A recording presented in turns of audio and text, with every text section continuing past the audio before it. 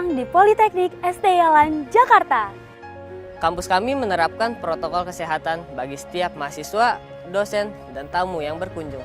Agar selalu aman dan nyaman untuk beraktivitas dan kuliah.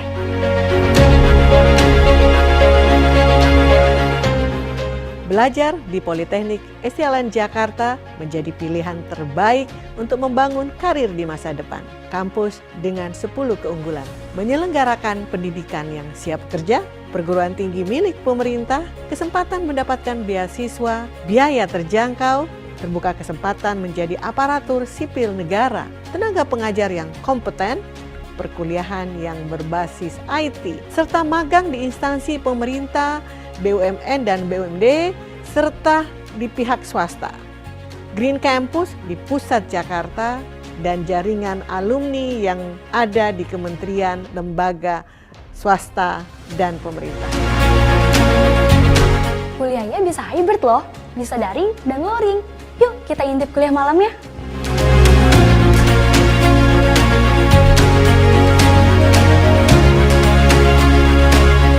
Kalau mau pintar, harus sering ke perpustakaan. Yuk!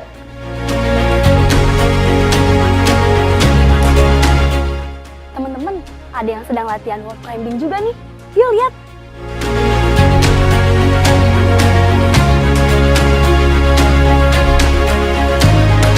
Mengenyam pendidikan di Politeknik ST Yalan Jakarta memberikan pengalaman yang sangat berharga bagi saya selaku aparatur sipil negara di lingkungan pemerintah Provinsi DKI Jakarta dalam penguatan karakter, memberikan semangat perubahan menuju Indonesia yang lebih maju.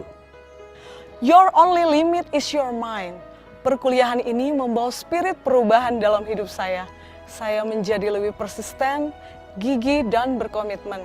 Semangat untuk terus mengembangkan diri dengan terus belajar, mengasah kemampuan, dan pengalaman adalah kunci yang menjadi insan profesional yang kompeten, tangguh, dan unggul. Melanjutkan kuliah setelah bekerja sebagai profesional menjadi pilihan terbaik saya untuk mengembangkan diri. Penting bagi saya untuk mengakselerasi kemampuan untuk lebih maju. Satu hal yang mendorong saya melanjutkan kuliah pada program studi doktoral Administrasi Pembangunan Negara di Politeknik ST Yalan Jakarta adalah untuk mendukung karir saya sebagai pejabat fungsional analis kebijakan ahli media. Sistem pengajaran dan perkuliahan di Politeknik ST Yalan disusun dengan mengedepankan konsep kepemimpinan untuk membentuk karakter pemimpin-pemimpin di bidang pemerintahan yang unggul di masa depan.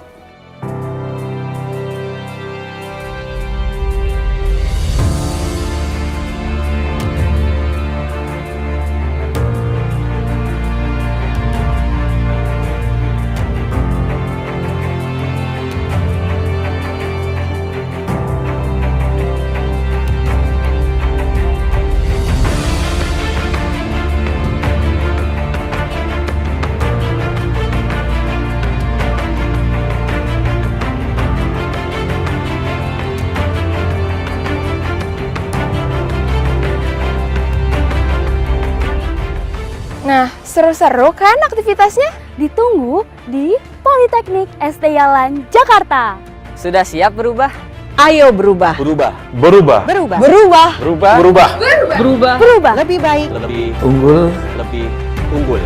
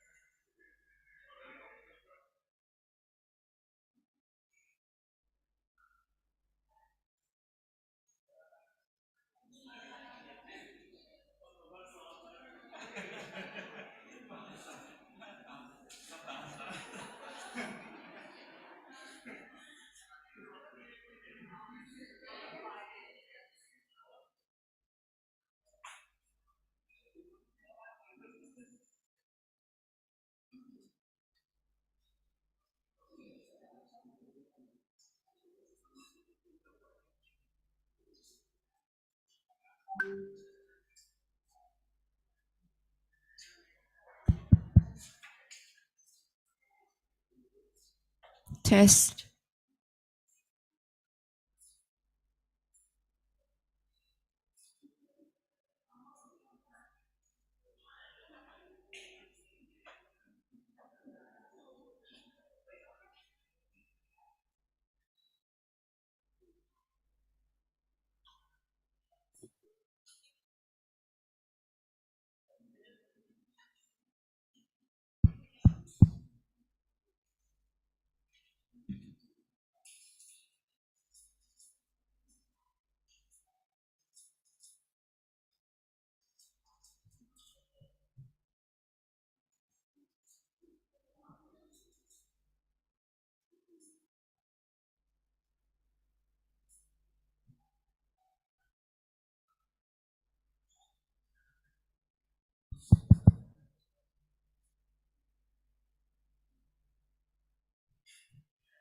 Good morning, ladies and gentlemen.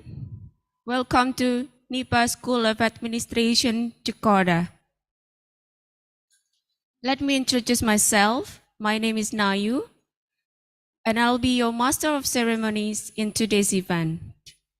Before we start the Planet Forum, there are several rules for all participants.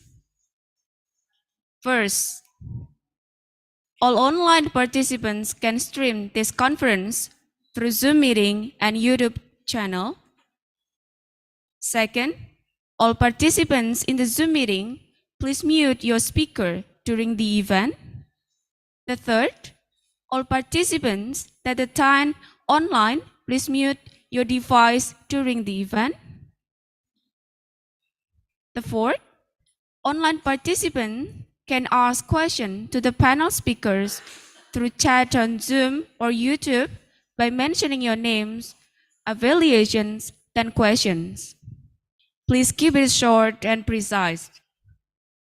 The fifth, the questions can be spoken in written in Bahasa and English.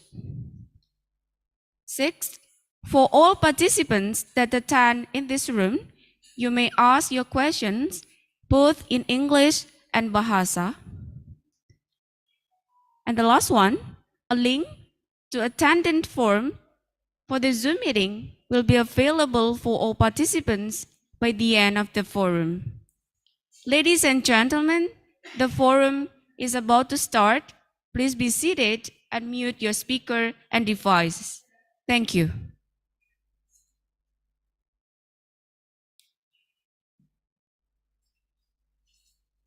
The Honorable Professor Song Hwan Pyong, Professor of Public Administration Department from Inha University, the President of E-Government Study Forum, Korean Association for Public Administration. The Honorable Professor Chang Hun Chung from Inha University, the Honorable Professor Jin Sol Park from Inha University, the Honorable Professor Hyun So Kim from Inha University, the Honorable Professor Paula Sis Kumar, Professor of Public Administration Department, Santa Catarina State University, Brazil, the Honorable Representatives from regional governments, also central governments, yang kami hormati Kepala Bidang Bapeda Kabupaten Tangerang, yang kami hormati Kepala Balitbang Kabupaten Muara Enim, yang kami hormati Kepala Balitbang Kabupaten Seluma, yang kami hormati Kepala Bapeda Kabupaten Musi Banyuasin, yang kami hormati Kepala Bapeda Kabupaten Banggai, yang kami hormati Kepala Bapeda Kabupaten Pasaman, yang kami hormati pula para Kepala Bapeda dan Balitbangda beserta perwakilan instansi di seluruh Indonesia yang hadir secara daring.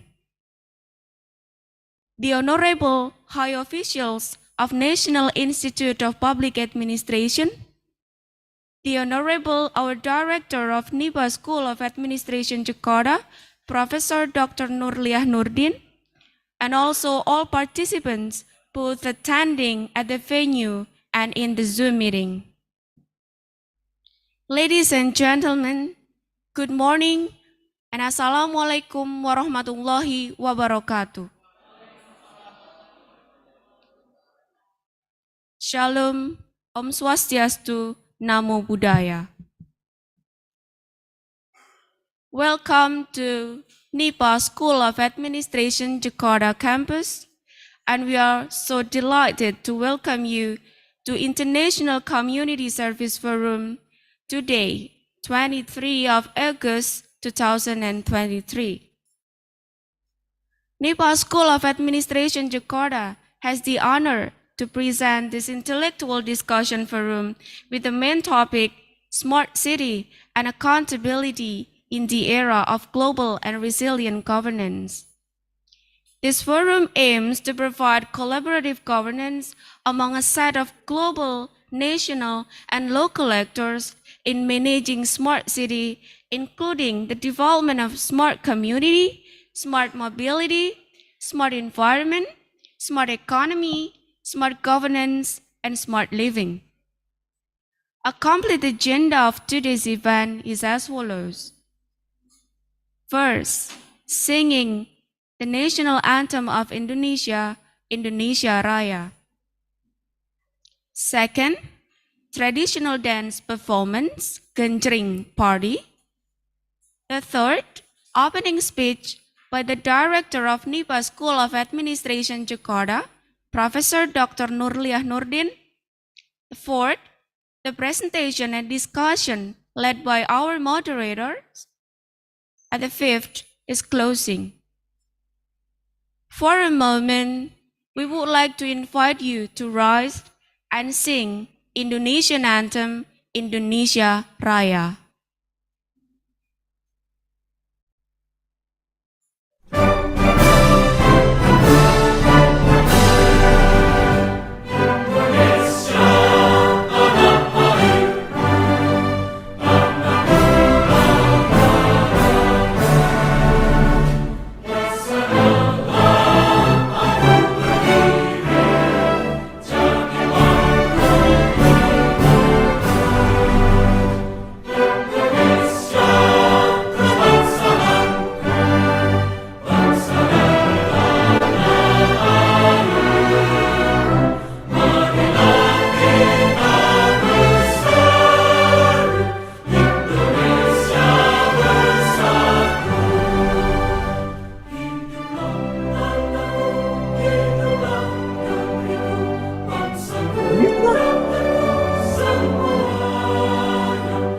Pak ini.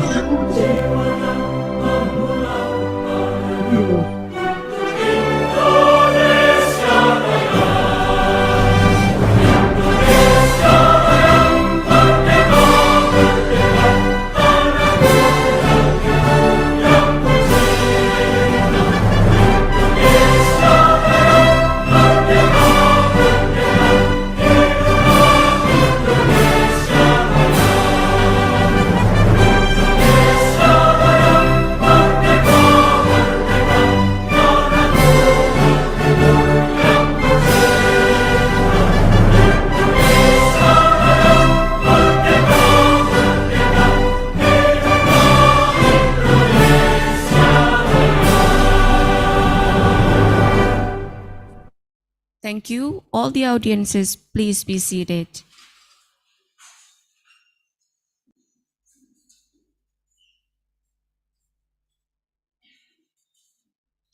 Next, we are going to see the performance of Gentring Party traditional dance by the students of the NIPA School of Administration, Jakarta. Please big applause.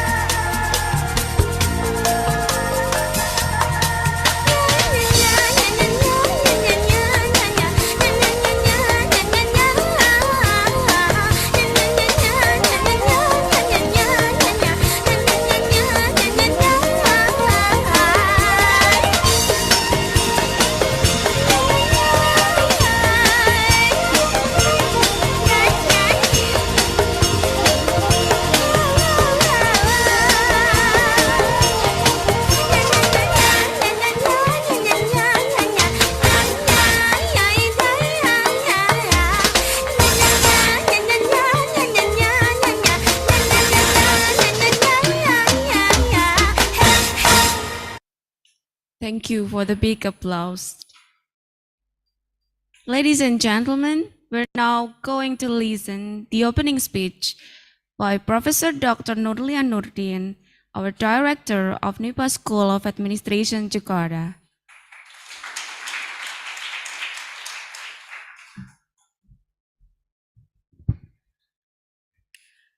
Assalamualaikum warahmatullahi wabarakatuh.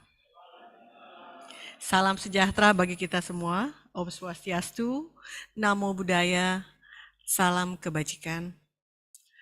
My respect for the invited keynote speakers, Professor Seung Hwang Myung, Public Administration Department, Inha University, South Korea, the President of E-Government Study Forum, Korean Association for Public Administrations, along with colleagues who just came last night, Professor Min Kyung-ching, International Business Director of Inha University, Professor Chang Hong Chang, Professor Jin Sol Park, Professor Kim Hyung-soo, and the one that we have kept since Monday with us, Professor Paula Chis-Skummers, Public Administration Department, State University of Santa Catarina, Brazil. And we do also have our representative for local government attending here, offline and also online. Representative from regional government, also central government. Thank you for your college too. Banggai Regency, Central Sulawesi Province. Thank you for coming. Musi Banyuwangi Regency, South Sumatra Province. Seluma Regency, Bengkulu Province. Muara Enim Regency, South Sumatra Province. Pasaman Regency, West Sumatra Province. Tangerang Regency, West Java Province. And representative of Jakarta Provincial Governments, ministerial representative, and many other regions, high official of NIPA, lecturers, college students, and all participants. Praise be to Allah, the most merciful, for His blessing, joy, and willingness. We can succeed this international community service, which is the first time we had it today. We have a really honorable guest on the webinar with the title Smart City and Accountability in the Era of Resilience Governance. And also, Happy Independence Day for Indonesia. We just have it in August 17th. Selamat Hari Kemerdekaan ke-78. Marilah kita bersatu padu, terus melaju untuk Indonesia maju. Dirgahayu Republik Indonesia.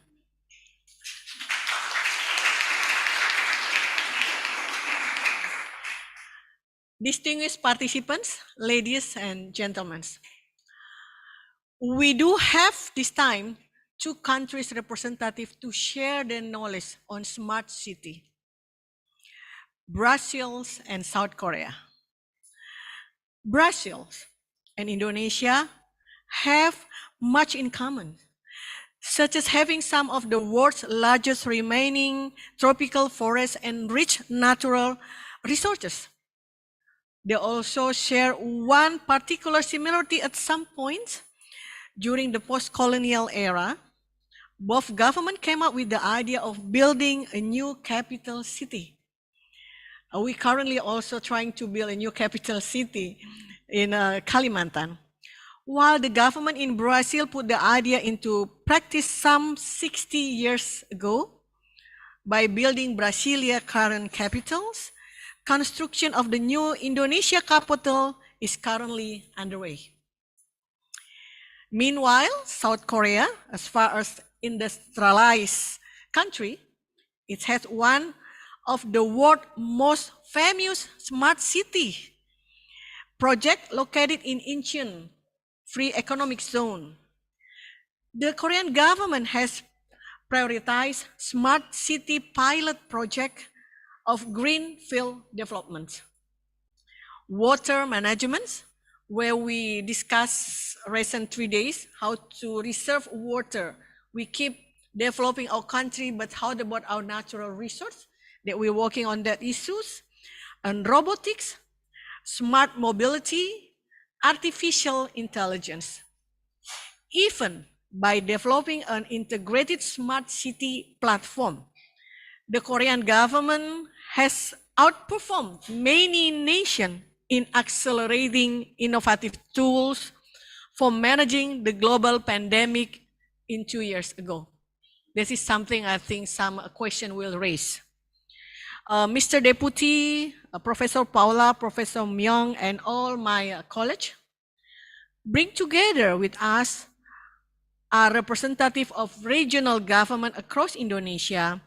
We are committed to building more modern cities with a smart, sustainable living. Cities in the constant growth have a crucial role in the global sustainable development. In 2023, a global report on the Smart City Index put Jakarta, Medan, North Sumatra, Makassar, South Sulawesi in the top 3 smart city ranked across Indonesia. Jakarta, the capital, ranked 102 of total of 141 global smart cities. Somehow, the embedded problems, including congestions and pollution in Jakarta, remain irregular. Despite its leading role in smart city development, Jakarta's air pollution has reached a global alarming level. For weeks, Jakarta ranked top of the list of the world's most polluted major cities. Here we can learn empirically that a smart city relies not only on the advancement of technology. A smart city development involves smart governments, smart people, smart mobility, smart economy, smart living. This is our big questions currently, and smart environment. Smart city development is transboundary. That's why we are happy to have a Professor Myung and team to share the knowledge in a nature. It needs solid proponent cities development. Therefore, collaborative movement is critical in the creating accountable and resilient governments. Ladies and gentlemen, I believe that by participation in this international community services in form of a webinar, we have you come in this Polytechnic Sialans building, also online. We can determine collaborative ways. We are open for collaborative ways to accelerate the exchange of ideas. We are all Indonesian can learn good practices from South Korea and Brazil on how they create city innovation and development.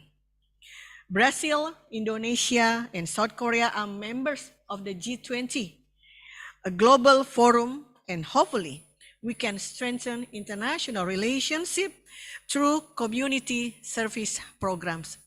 And our partners from the local government, we are open to be your engagement provider to work further on this collaboration, especially on the smart city. We can start initiating smart city assistance program between the regional government and INHA University through Innovation Laboratory. NIPA School of Administration is committed to facilitating collaborative projects in all stages, from planning to monitoring and evaluations.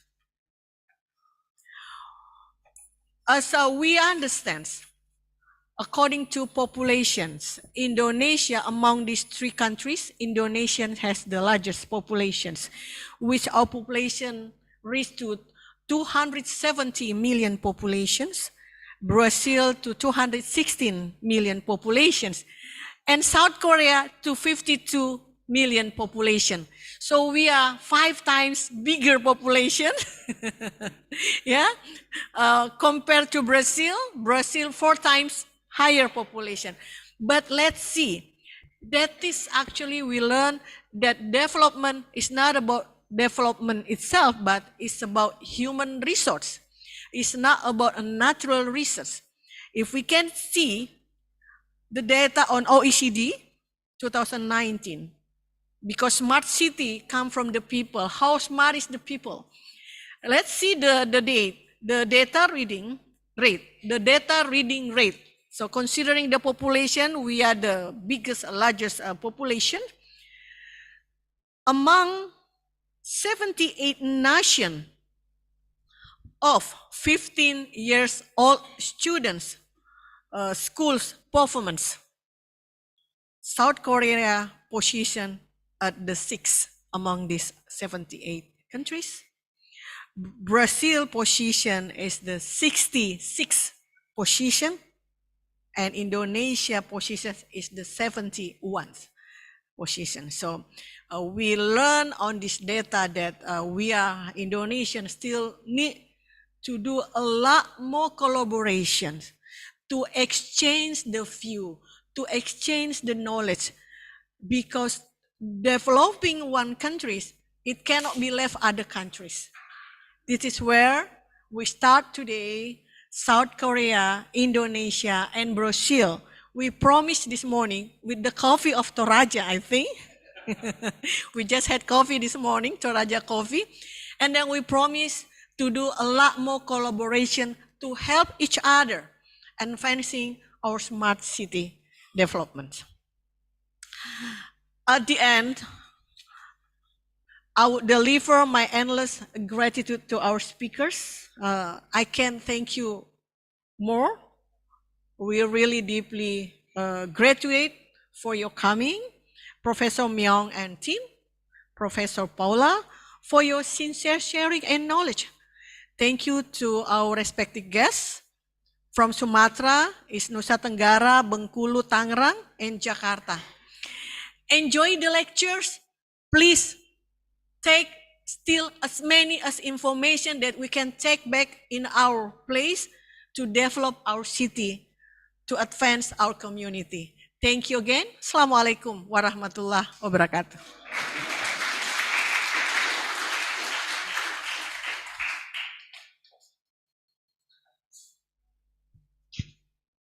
Well, thank you, Professor Nurlia, for the delightful opening speech. And finally, the moment that we have been waiting for, the presentation session first by Professor Song Hwan Myong, Professor of Public Administration Department from Inha University, the President of E-Government Study Forum, Korean Association for Public Administration. We invite Professor Myong and Mr. Budi Fernando as the moderator to get on stage and start the discussion session 1. Thank you.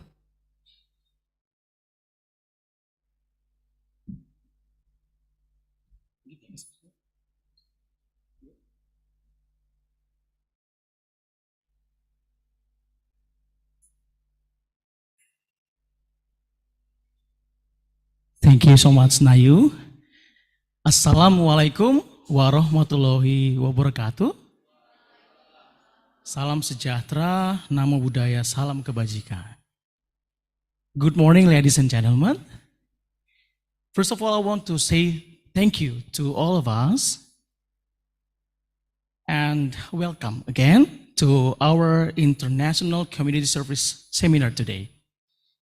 This seminar is also connected in blended setting, Professor. Therefore, we would also want to welcome those participants who are joining us virtually. There are already 262 participants, Professor. So we wish you could join us in person here, but anyway, thank you for joining us. My name is Budi Fernando Tumangor. I'm head of the Human Resource Management part of the study program. I will be the moderator for this first session today. We have 2 sessions today. Okay. After me, Mrs. Paula will, Mrs. Professor Paula will give the material. It's an honor and a grateful situation for welcoming Professor Seung-Hwan Myung together with the team. I do apologize if I have a mistake to pronounce the name. Professor Chung Han Chung, Professor Jin So Park, and Professor Hyun Seok Kim to be with us at this remarkable event. Allow me to introduce a little bit more about Professor Myung as one of our speakers today.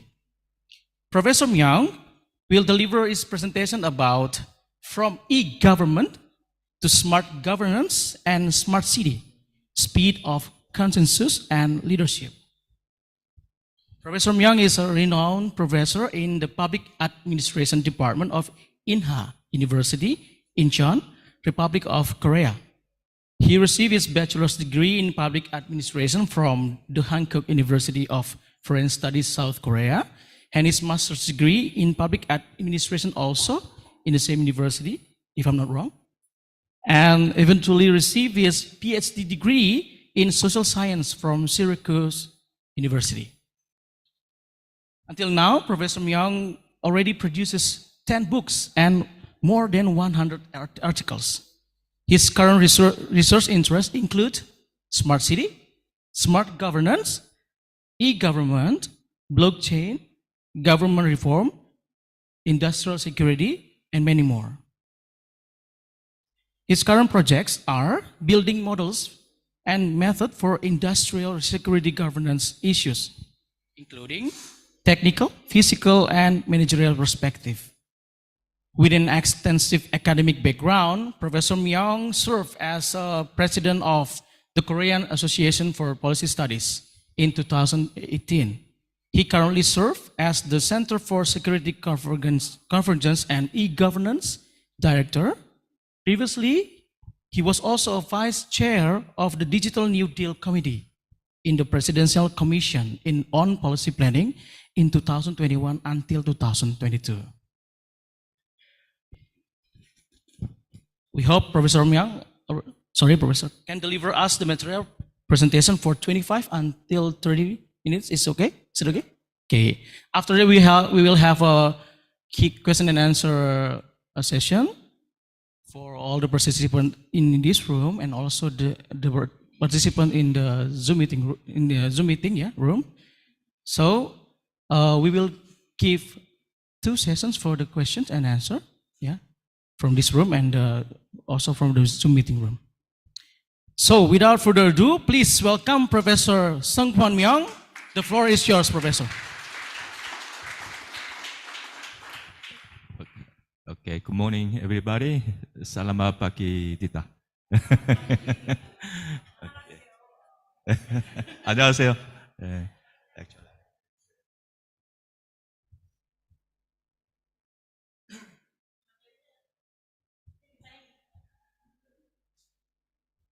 Okay, I have prepared my presentation, my PPT, and then I will explain looking at that.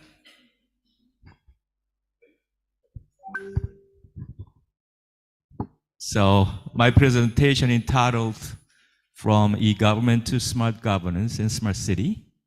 And it's not going to be a long time. It's just 20 to 25 minutes, right? Okay. Yes, I'll try my best.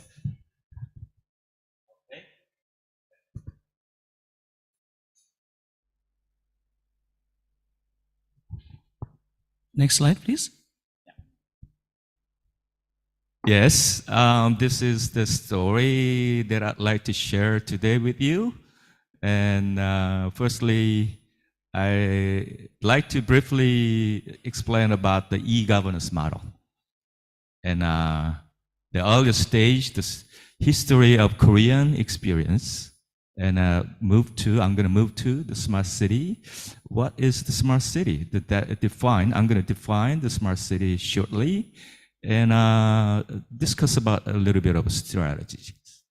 And I also published in journal about the determinant factors of and models for the smart city 2 years ago.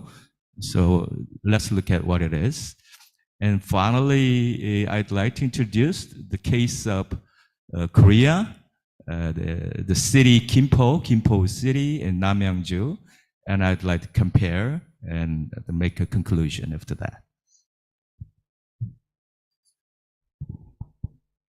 Okay, we will try to translate it because previous slide please. Profesor Myong, Bapak Ibu akan menyampaikan beberapa hal terkait dengan tema yang disiapkan oleh beliau, tetapi yang paling penting nanti akan menyampaikan pengalaman praktis atau best practice dari Korea, nanti akan bisa menjadi mungkin bantuan bagi kita untuk bisa belajar bagaimana Korea melakukan atau berproses menciptakan smart city. Lalu nanti kita akan sampai kepada conclusion, mudah-mudahan sampai pada conclusion. Dan waktu cukup. Okay. All right. Next. Okay. This is what UN recommended, the factors for building e-government. So it is kind of general model and factors that we are sharing all together. So these include IT infrastructures, human resources, and leadership, and vision.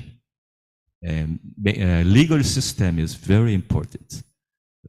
And finally, we need government reform and innovation. Those 5 factors are critical to build e-government and smart city. Jadi Profesor Myong menyampaikan bahwa ada beberapa poin ya atau elemen penting untuk menciptakan smart city, infrastruktur IT yang baik, sumber daya manusia, kepemimpinan dan visi kepemimpinan yang mendukung, dan yang paling penting juga tak kalah penting, bahkan paling penting menurut beliau adalah tentang legal standing. Jadi ada kebijakan atau peraturan yang mendasari.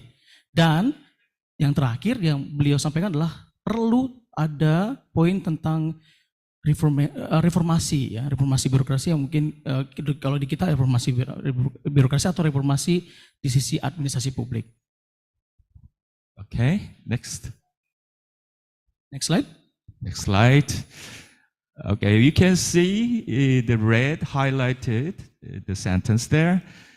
So any kind of e-government building or e-governance should focus to improve citizens' quality of life. That is the highest objective, not government people's life. Okay, so mostly the developing countries, they are focusing on building e-government system for their government or for their public officials first, but that's not it. Okay, so at any rate, it must be focused on improving the citizens, the people's quality of life. That is the most important thing. Hal yang paling penting sebenarnya bukan hanya kualitas dari bagaimana pemerintahan kita, tapi malah lebih penting bagaimana kualitas hidup warga negara. Jadi e-governance itu harus mendorong pada terciptanya kualitas yang lebih baik dalam yang dirasakan atau yang dialami oleh warga negara kita. Dan itu yang paling penting, tujuan yang paling utama, paling tinggi. So that's the reason why government reform must be oriented, re-engineering those old public administration to be more friendly to people. Okay. Sehingga fokusnya harus bisa semua pelayanan publik dan kemudian apapun kebijakan pemerintah harus diarahkan demi peningkatan kualitas hidup warga negara kita yang lebih baik. Fokusnya adalah kembali ke warga negara. Okay, next slide. So these are a contingency model our research team has developed a long time ago. So those are models you can regenerate as a research topics. So input and output, throughput. So in throughput, you can see technical factors, administrative elements, and social factors. So input should be include leaders' vision. For example, the president of Indonesia, president has a strong leadership. We're going to have a world best smart governance and smart city in the world. A strong will. and the people and ministers, they all listen to that, okay? So the input and output must be, as I already explained, it must be people-oriented service. Okay, that's it. Jadi ini model yang bisa kita jadikan rujukan untuk menciptakan e-governance yang baik ya. Tapi beliau juga menyampaikan bahwa Indonesia melalui pimpinan kita paling tinggi, Pak Presiden Joko Widodo juga memberikan perhatian besar terkait dengan bagaimana kita membangun atau menciptakan e-governance atau bahkan smart city. Dan semua menteri yang ada di bawah beliau juga didorong untuk bisa mendukung hal tersebut tercipta, dan beliau juga sangat setuju dan sependapat untuk bisa terus-menerus mempromosikan penciptaan dan pembentukan smart city yang baik di Indonesia. Okay, next. Yeah, these are another model that I published. So the horizontal part is in the table, e-government for whom? And the vertical side, e-government for what? So e-government for government, nation only, or citizen.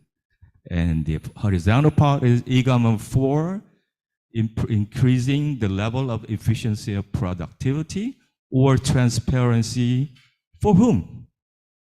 And increasing the level of power for whom? Okay, so mixed all together, we can have 6 different types of model. So type 1, 2, 3, 4, 5, and 6. Then you can see the arrow there. That is the right trace.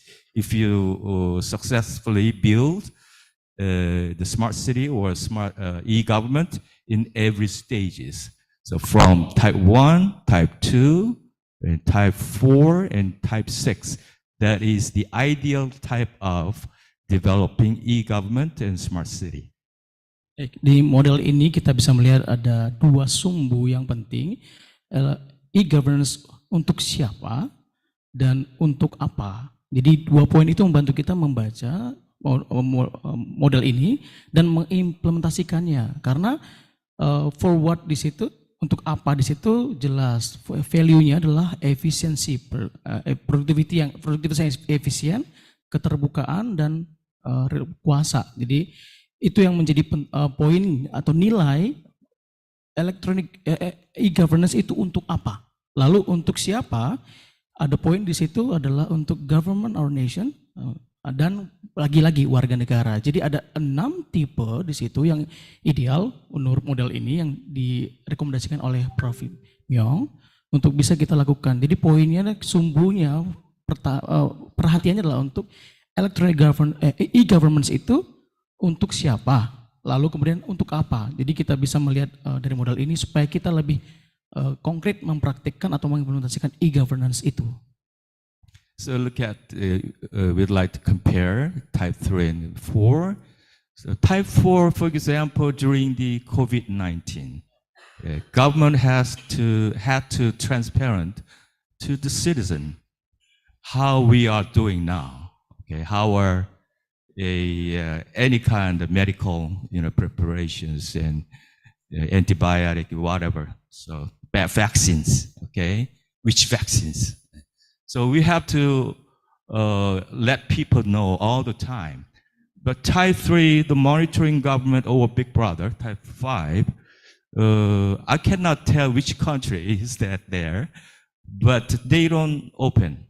They secretly decide everything and massage, manipulate the data. That is a false data, fake data. Okay, that is, they're telling a lie. Okay? So we are not going to follow that model. So monitoring government, Big Brother, no. So we're going to be transparent to citizens, to the world. And finally, we reach to the type 6, that is really democratic government. Prof. Myong mencontohkan misalnya kita melihat tipe keempat, bahwa kalau kita melihat e-governance itu dari sisi untuk apa, poinnya adalah keterbukaan. Contoh yang diangkat oleh beliau misalnya terkait dengan kasus COVID yang sudah beberapa waktu yang lalu yang dialami oleh kita seluruh negara di dunia. Jadi e-governance itu harus bisa mendorong for whom, berarti kita harus terbuka ya untuk warga negara terkait dengan bagaimana proses vaksin, lalu apa yang harus kita lakukan untuk mencegah itu dan meminimalisir dampaknya, dan tidak bijaksana kalau kita menutup informasi itu, karena masyarakat harus tahu apa yang harus kebijakan apa yang sedang dilakukan oleh pemerintah dan harus mendukung juga kegiatan kebijakan tersebut supaya semua pihak bisa tahu, dan juga bukan tahu aja tapi bisa juga mendukung bersama-sama, berjalan bersama-sama untuk keluar dari permasalahan itu. So we call it opposite pyramid model. Pure opposite pyramid, bottom to top, not top from the top to bottom. Okay, so the hierarchy system now, a bureaucratic system, comes from the top. Every power comes from the top and to the bottom, and people doesn't know what is happening now. Okay, but future model should be like opposite pyramid. The power comes from the bottom, citizen. And government, dictator cannot monitor or tell them open everything to the government. We know what you are doing. They cannot do that in the future. Okay? So that is the real important. Jadi Prof. Yang mengusulkan di masa depan seharusnya demokrasi itu menjadi piramida terbalik ya. Jadi bukan dari atas ke bawah seperti yang sekarang ada. Seharusnya menjadi, kalau kita istilahnya the grassroots ya. Jadi dari warga atau dari masyarakat bawah kita mendengarkan aspirasi mereka dan nanti piramidanya menjadi terbalik sehingga keterbukaan dan kemudian rencana atau kegiatan atau kebijakan bahkan itu berangkat dari kebutuhan yang real ada dari bawah.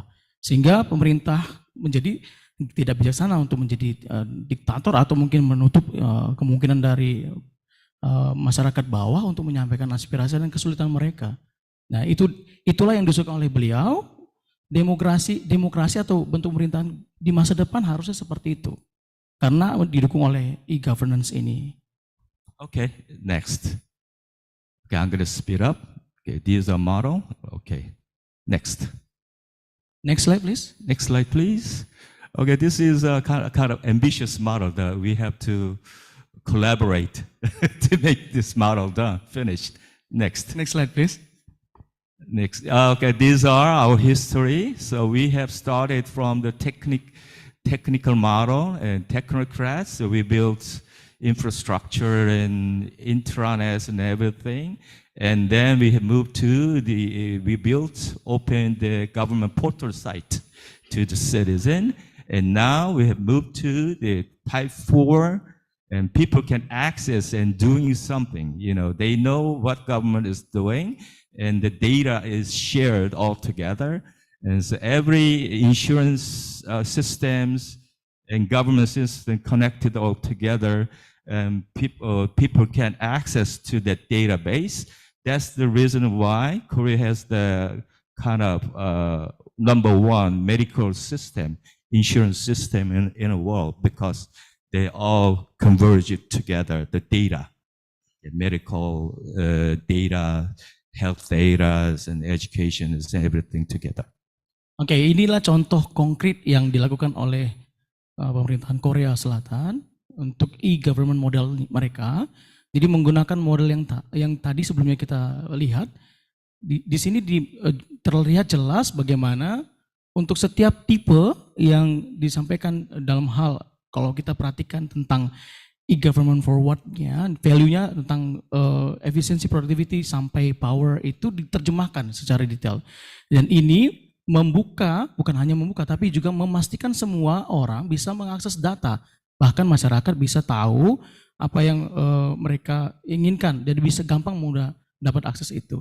Dan pemerintah Korea Selatan juga mencoba membangun budaya keterbukaan ini dengan support penuh ya support penuh dari data yang big data yang disiapkan, ya. Sehingga seperti halnya di kita Indonesia, data kita jangan terlalu banyak ya.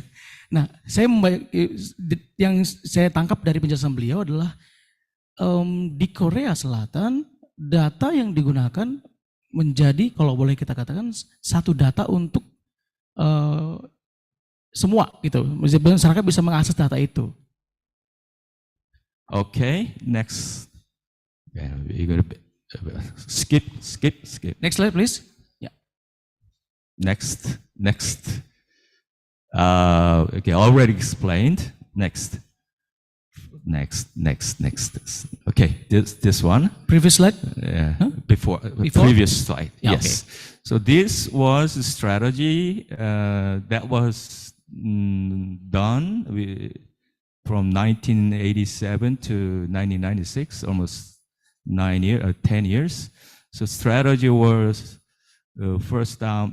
top-down approach first, and then government guarantee the investment from the private companies, so support, and enacted Computer Network Proliferation and Promotion Act. So legal system, stable, okay? And they have launched Presidential Committee for the computer network and e-government during that time. Ya, jadi ini perjalanan yang dilakukan oleh Korea untuk membangun bagaimana perjalanan mereka untuk membangun governance, dan terlihat sekali di sini bagaimana mereka awalnya Korea itu sangat pendekatannya sangat top down, ya. Jadi dan pemerintah mengeluarkan aturan yang jelas dan ketat ya terkait dengan bagaimana bukan hanya investasi tapi juga bagaimana implementasi dari penggunaan data ya atau hal yang berkaitan dengan data, dan terkesan ya dari tahun 1987 sampai 1996 ini Korea Selatan sangat kental dengan kalau boleh dikatakan berarti berbeda dengan keterbukaan atau transparansi yang didorong untuk e-governance pada saat ini yang ada di Korea Selatan. Okay, next. Next slide. Next slide, please. Go ahead. Next slide. Go. More. Next slide. Next. I have a lot of slides. Go. Next slide, please. Yes. Go. Okay. Go. Yes. This one. So smart city. That's what Gartner defined. It is kind of engaging people together, and digitalizations and innovation should be included. And the city should be sustainable. And that's what Jakarta has, at risk now, So, how can we make our city sustainable? Okay. So operate. It must be working somewhere, somehow, for 24 hours. Okay. So digitalized and data, people all together, everything all together, connected and working in anywhere, any accessibility, working or operating all the time. So. Jadi intinya sebenarnya menurut Prof. Myong adalah untuk smart city itu sebenarnya bagaimana teknologi digital terutama membantu semua orang terhubung, terikat. Ya, jadi begitu terhubung dan terikat bersama-sama semuanya mendorong untuk bagaimana supaya negara itu atau kota ya kalau boleh kita contohkan kota lebih spesifik bisa berlangsung terus. Jadi menghadapi berbagai masalah terkoneksi real time dan anytime ya karena didukung oleh teknologi digital dan data yang diakses pun semakin mudah ketika mengoperasikan data, membutuhkan data untuk bisa lebih dilakukan tindak lanjut untuk mungkin ada masalah yang terkait dengan muncul ya di satu kota atau negara kita. Jadi masyarakat atau mungkin pihak terkait gampang sekali terhubung dengan bantuan teknologi digital itu dan gampang sekali mengakses data. Sehingga mendorong terciptanya sustainability itu. Bahkan inovasi pun akan terus-menerus tercipta. Okay, next. Very at the end, I'm gonna finish earlier than before. Go to the end. Go. Yes. Go.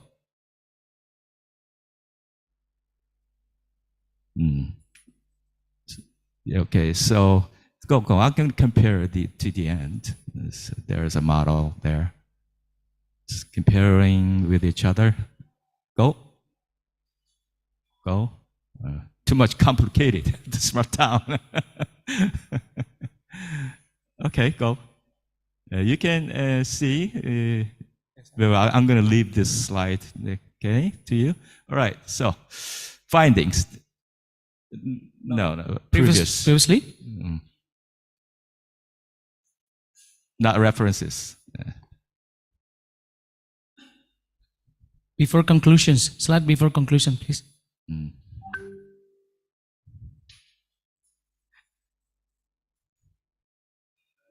They're confusing because they already because we have to choose the slides, in order about a limitation of time, Yeah, findings almost there. Okay. Previous slide. Oh, okay, it's Okay, fine. yeah. Yes.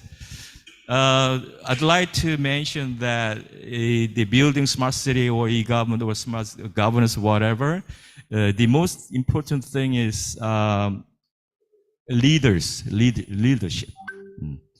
The president must have knowledge and understandings about e-government or digital transformation. If he or she doesn't have, it is very hard to persuade people. The president should persuade. So this is it. So we're going to move to Medan because Jakarta is sinking. So we're going to build a new paradise. And that's going to be a smart city that we are dreaming and persuade people. So we all together cooperate with each other. Between public and private and citizen, core partners. As a partner, we're gonna build together. That is the very important leadership. Yes. Oke, Profesor Myang mengatakan bahwa sebenarnya bagian yang paling sulit sebenarnya bagaimana kita menyamakan persepsi atau pemahaman, bahkan juga menjadi penting adalah kita yang membuat kebijakan, lalu kita yang melayani masyarakat harus punya pemahaman yang clear juga atau jelas juga terkait dengan bagaimana menciptakan smart city. Sehingga kita bisa mengajak masyarakat bersama-sama dan juga dari sektor swasta juga untuk bekerja bersama. Karena ada persepsi yang sama, pemahaman yang sama, dan juga menjadi mudah untuk bisa membuat strategi yang tepat untuk penciptaan smart city. Sebagai contoh misalnya di Jakarta, ya kita fokus kita saat ini beberapa waktu belakangan ini ke Jakarta sangat besar ya, sehingga kalau kita ingin menciptakan Jakarta dan kota lain untuk menjadikan Jakarta dan kota lain itu menjadi smart city, perlu hal yang tadi disampaikan oleh Prof. Yong, ada persepsi yang tepat tentang bagaimana membangun smart city dan kolaborasi ya bersama dengan masyarakat, lalu pemerintah dan kemudian sektor swasta.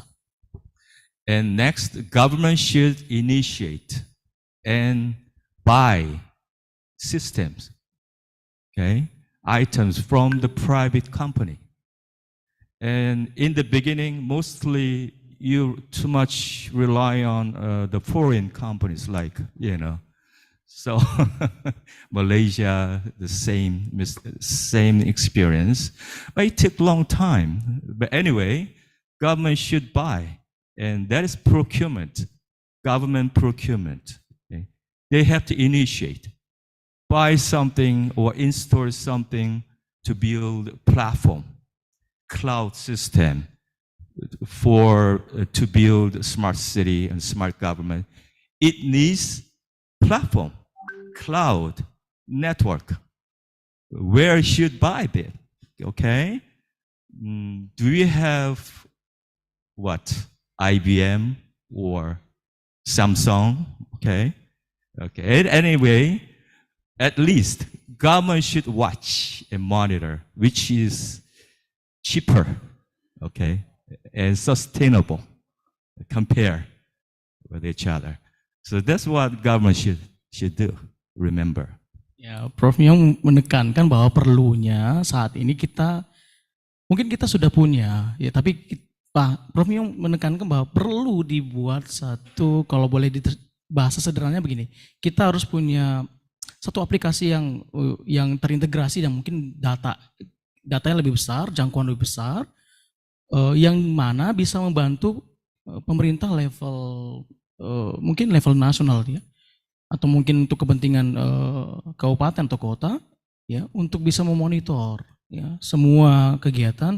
Dan kalau if I'm not wrong, we already have this kind of a example because we have a command center in every agency, perhaps.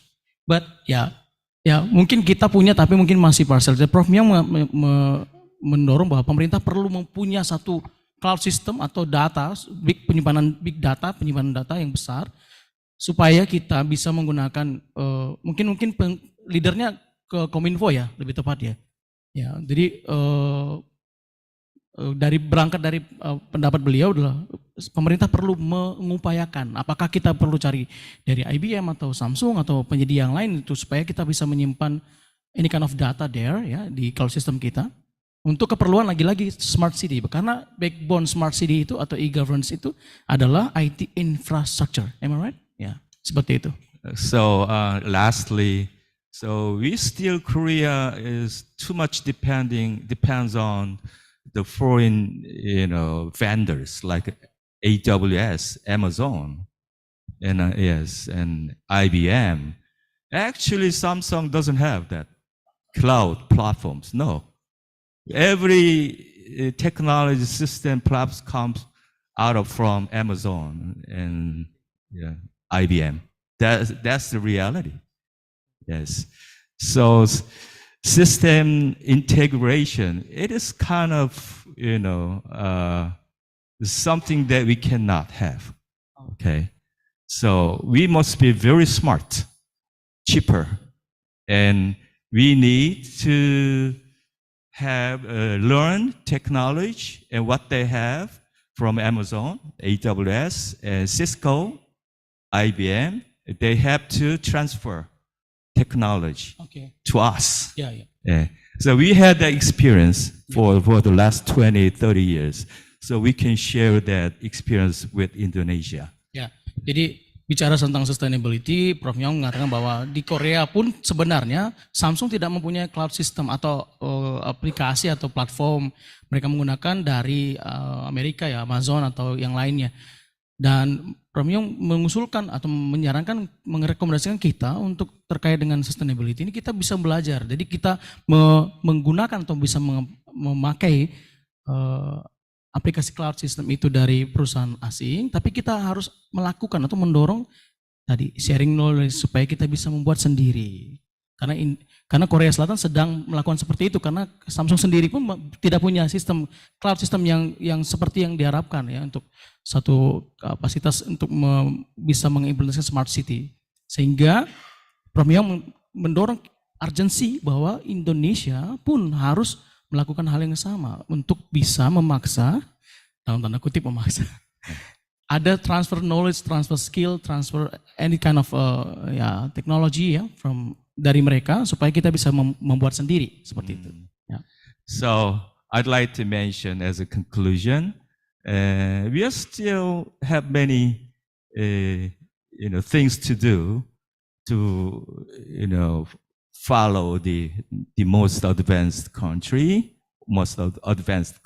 So we're still running far behind, but at least we know how to make sure, choose the short way, faster way. That's why we have learned. Yeah. and especially building smart city and smart government. So that we comparatively, we have been very successful. Okay, cheaper, faster, more efficient way. So we'd like to share that with Indonesia. That is my conclusion. Thank you very much. Ya, jadi Korea Selatan juga sendiri sudah memahami bahwa Korea Selatan belajar dari negara maju, dan mereka mencoba melihat bagaimana caranya sistem itu dibangun di Korea, cloud system dan semua sistem IT infrastruktur yang mendukung smart city itu mereka upayakan, mereka benchmarking ke negara maju, tapi mereka juga mencoba menciptakan suatu sistem yang praktis, mudah, murah ya di Korea Selatan sendiri, sehingga Korea Selatan itu tetap ikut on the track dengan kemajuan yang diupayakan dan dilakukan oleh negara-negara yang maju, dan Korea Selatan tetap on the track ya, untuk menciptakan kemajuan atau inovasi yang dilakukan oleh negara-negara maju tersebut. Dan Prof. Myong mengusulkan dan merekomendasikan hal itu yang sama juga harus dilakukan di Indonesia.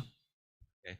Thank you very much for your listening to my lecture. Okay, thank you. Thank you so much.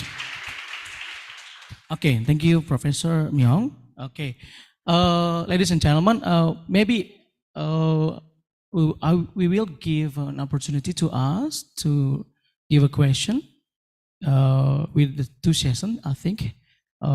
Two questions from this room and 2 questions from the Zoom meeting room. Okay, I will begin from my left side.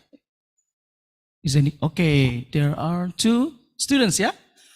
There are 2 students there. Okay, you can use the microphone.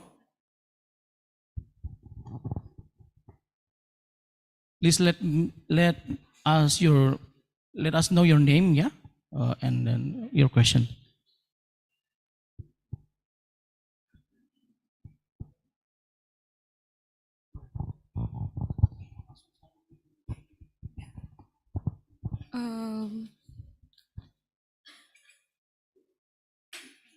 Ya, perkenalkan nama saya Rebecca Melani, saya dari Prodi APN. Di sini saya mempunyai pertanyaan, mungkin pakai bahasa Indonesia aja kali Pak ya, nanti tinggal dibantu di-translate-kan. Di sini terima kasih sebelumnya atas informasi yang sudah diberikan dari narasumber. Sorry, what's your name? My name is Rebecca. Huh? Rebecca. Okay, Rebecca. Yeah. Di sini kan yang kita tahu kalau misalnya Korea itu mempunyai sistem one stop application yang di e-governance-nya, di mana itu benar-benar bagus banget dan saya found itu interesting, itu pernah jadi bahan pembicaraan saya di kelas. Yang saya benar-benar pengen tahu banget, apakah ada concern tersendiri dari e-governance Korea termasuk government Korea sendiri, karena melihat kan kalau misalnya e-governance ini semuanya terdigitalisasikan. Dan kemungkinan ada nggak sih concern seperti perubahan ideologi, perubahan sistem kepemerintahan, atau adanya pengangguran pada masyarakat, melihat semuanya itu kan menggunakan teknologi yang tinggi. Jadi apa yang menjadi concern? Dan yang saya pengen tahu lagi, tingkat sekuritas keamanan data dari government Korea itu segimana tinggi sih? Gitu. Terima kasih. Okay, maybe we go for the first question. Okay. Okay, Rebecca is one of our students. Yeah, from she has a question to you, Professor. She ever knew about one of the application in Korea, one-stop application. She's amazed for that application because every kind of data in Korea, South Korea, being digitalized. So she asked about are there any kind of concerns about these points regarding to security data and then the change of ideology and then many social problem. Many other social problems, because if any process or any services in South Korea being digitalized, how can South Korea government try to understand about the situation or changing situation in regarding to security data and ideology changing and so on. Yes, so that is always the critical issue, balancing between free access, easy access, Yeah. and openness, and protection of individual privacy. Yeah. So balancing each other is very important, very difficult and important. And but in the beginning, and at least in the middle of developing, building e-government, you need to what? Focus on connecting data. Connecting data. Yes. Because if you too much think about privacy, Okay. protection, Yeah. you cannot do anything. During the COVID-19, that is the example. People at the first time, they're afraid of government is monitoring us, so they have everything. Yeah. But in the short run, in the 6 months after the COVID-19 was break out, and everybody wants to have quick service. Yeah. And I don't mind my privacy because I need protect. I need government support money in my pocket right away. Yeah. Okay. That is the way of doing in Estonia that is happening. Okay. Estonia. They open their privacy to the government data platform.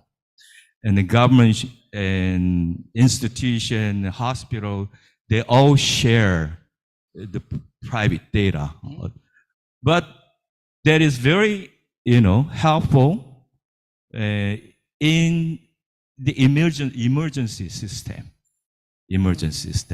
You got car accident or heart attack. Okay, 119, the medical, emergency car is coming, but you're already dead. If you check your privacy data, whatever, in traffic, So long. okay,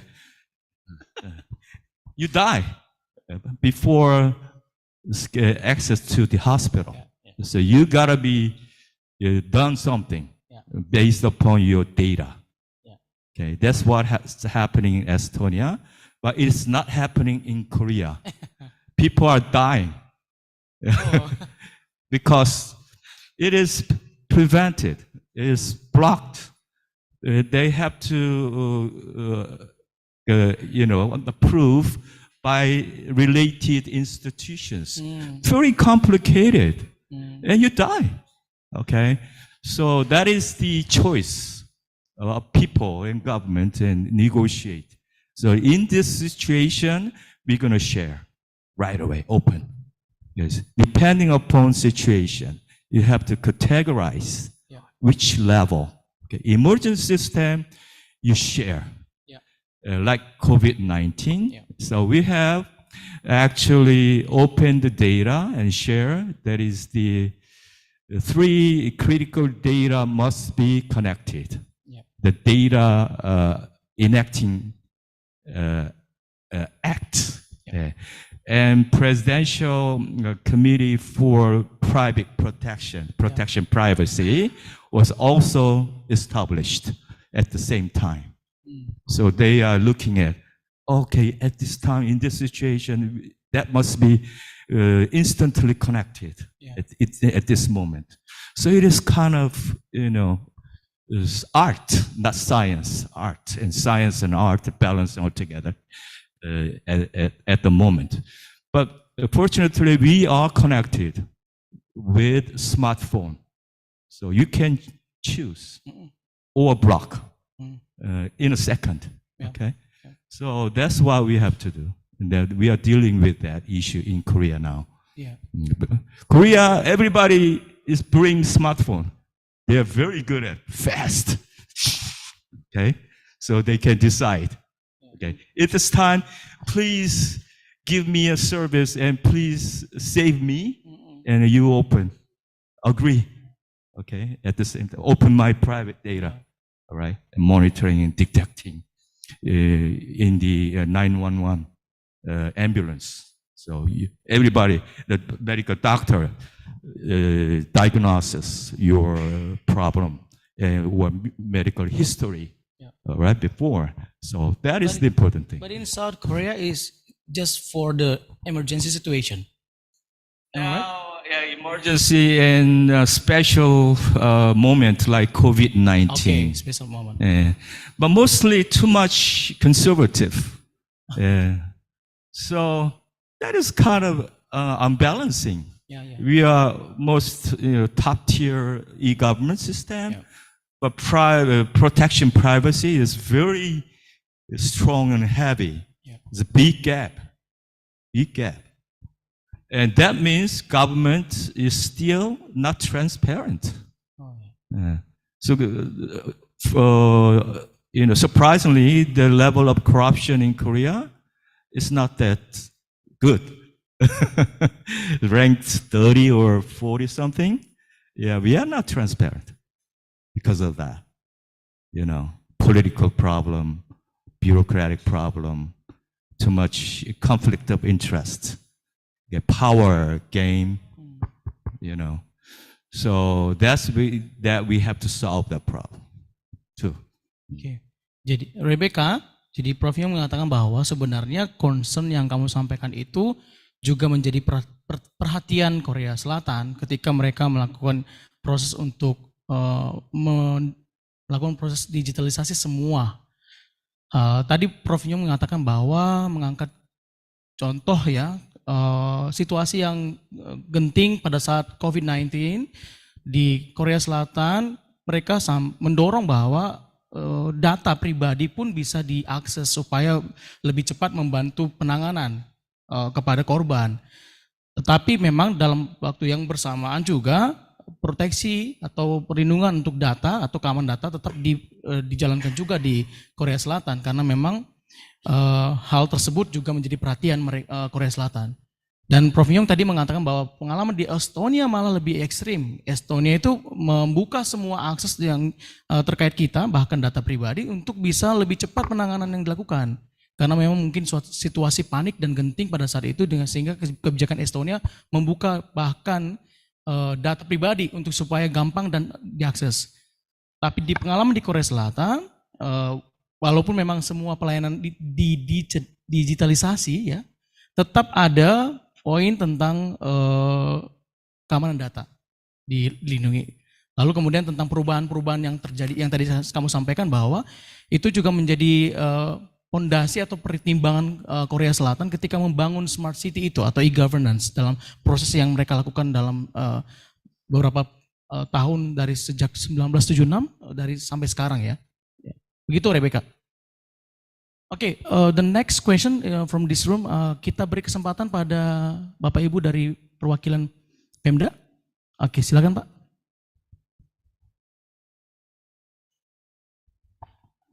Microphone please.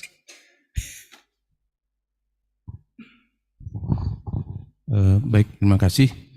Assalamualaikum warahmatullahi wabarakatuh. Selamat siang. Salam sejahtera untuk kita semua. Perkenalkan saya Khairuddin Batubara Pak, dari Bapeda Kabupaten Pasaman, Sumatera Barat. Yang pertama, kita sangat sepakat tadi dengan pernyataan Profesor bahwa saatnya memang kita mengambil aspirasi dari bawah ya. Jadi piramida itu yang besar itu kita awal dari akar rumput gitu. Tapi di Indonesia ini pengalaman kita kan perencanaan ini panjang ini Pak. Mulai dari tingkat desa, kecamatan, kabupaten, provinsi sampai ke tingkat pusat itu setelah kita melalui sebuah perjalanan panjang dan kita telah menghasilkan prioritas-prioritas pembangunan. Akhirnya ketika di final ini nanti justru banyak yang gugur dia. Nah, gugur apakah itu karena kondisi keuangannya, apakah karena ada kepentingan lain, Mohon maaf, kita juga harus berhadapan dengan parlemen, dengan DPRD. Nah, saya barangkali ingin tahu juga sepanjang pengetahuan Profesor ini, kalau di Korea Selatan itu seperti apa sebenarnya? Ketika mereka merencanakan sebuah pembiayaan dalam pembangunan di daerah. Itu yang pertama. Kemudian yang kedua, Smart City memang kita yakin akan sangat efektif dan efisien ya. Tapi bagi kami misalnya, karena kita berada di sebuah daerah yang barangkali berada di tengah pulau yang berbatasan dengan daerah-daerah yang juga kondisinya sama, kita masih terkendala dengan banyak hal. Misalnya terkait dengan teknologi. Nah, kalau kita lihat tadi ada 5 core ya, core inti dari Smart City yang disampaikan Profesor itu, kira-kira bagaimana kita di daerah bisa menyikapi? Apa kiatnya supaya kelima ini bisa kita peroleh dan bisa kita laksanakan dengan baik? Mungkin itu saja Pak, terima kasih. Thank you so much, Pak Hairudin from... Another long question. Yeah. Okay, Professor Pak Hairudin wants to know from Professor about the process in Korea, South Korea, about how to manage the process about the budget system, yeah. Because in Indonesia it's very difficult.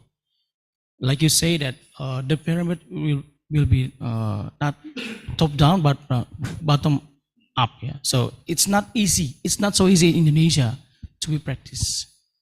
And Pak Hairudin wants to know about what about in South Korea? How South Korea implement that kind of a way of democracy, because especially about the how to create this budget system and support any kind of program in Regency, and then the second question, in Pasaman, yeah, in Pak Hairudin place is not so good with the IT infrastructure. Like you say that there are 5, if I'm not wrong, 5 or 6 cores to create or build smart city. But it's not easy for Pasaman because they don't have any kind of technology there, and also sophisticated, also advanced technology regarding internet or connection. Yeah. So what is the first core that they have to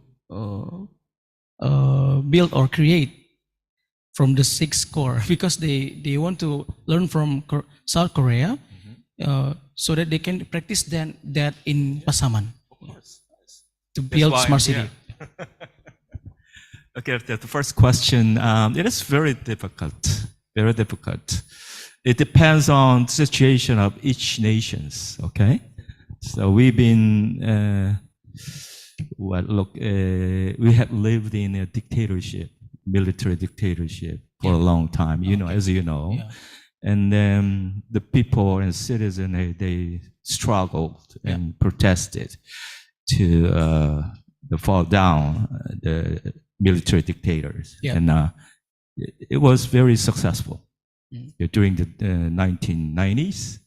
And then the government regime has changed to democratic government.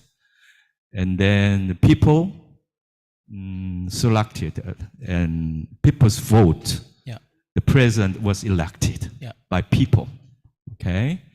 So that is the beginning of democratic country. That was happened during the 1990s. And at last, Kim Dae-jung, he was elected by purely people's power in 1998. And he is a great leader who understood about e-government and digital transformation at that time. And he pushed and supported a lot of ventures and initiated 11 projects to transform the country, Korea, into digitalized nations. And following the Kim Dae-jung regime, another democratic leader, Roh Moo-hyun, he elected, and he is very smart.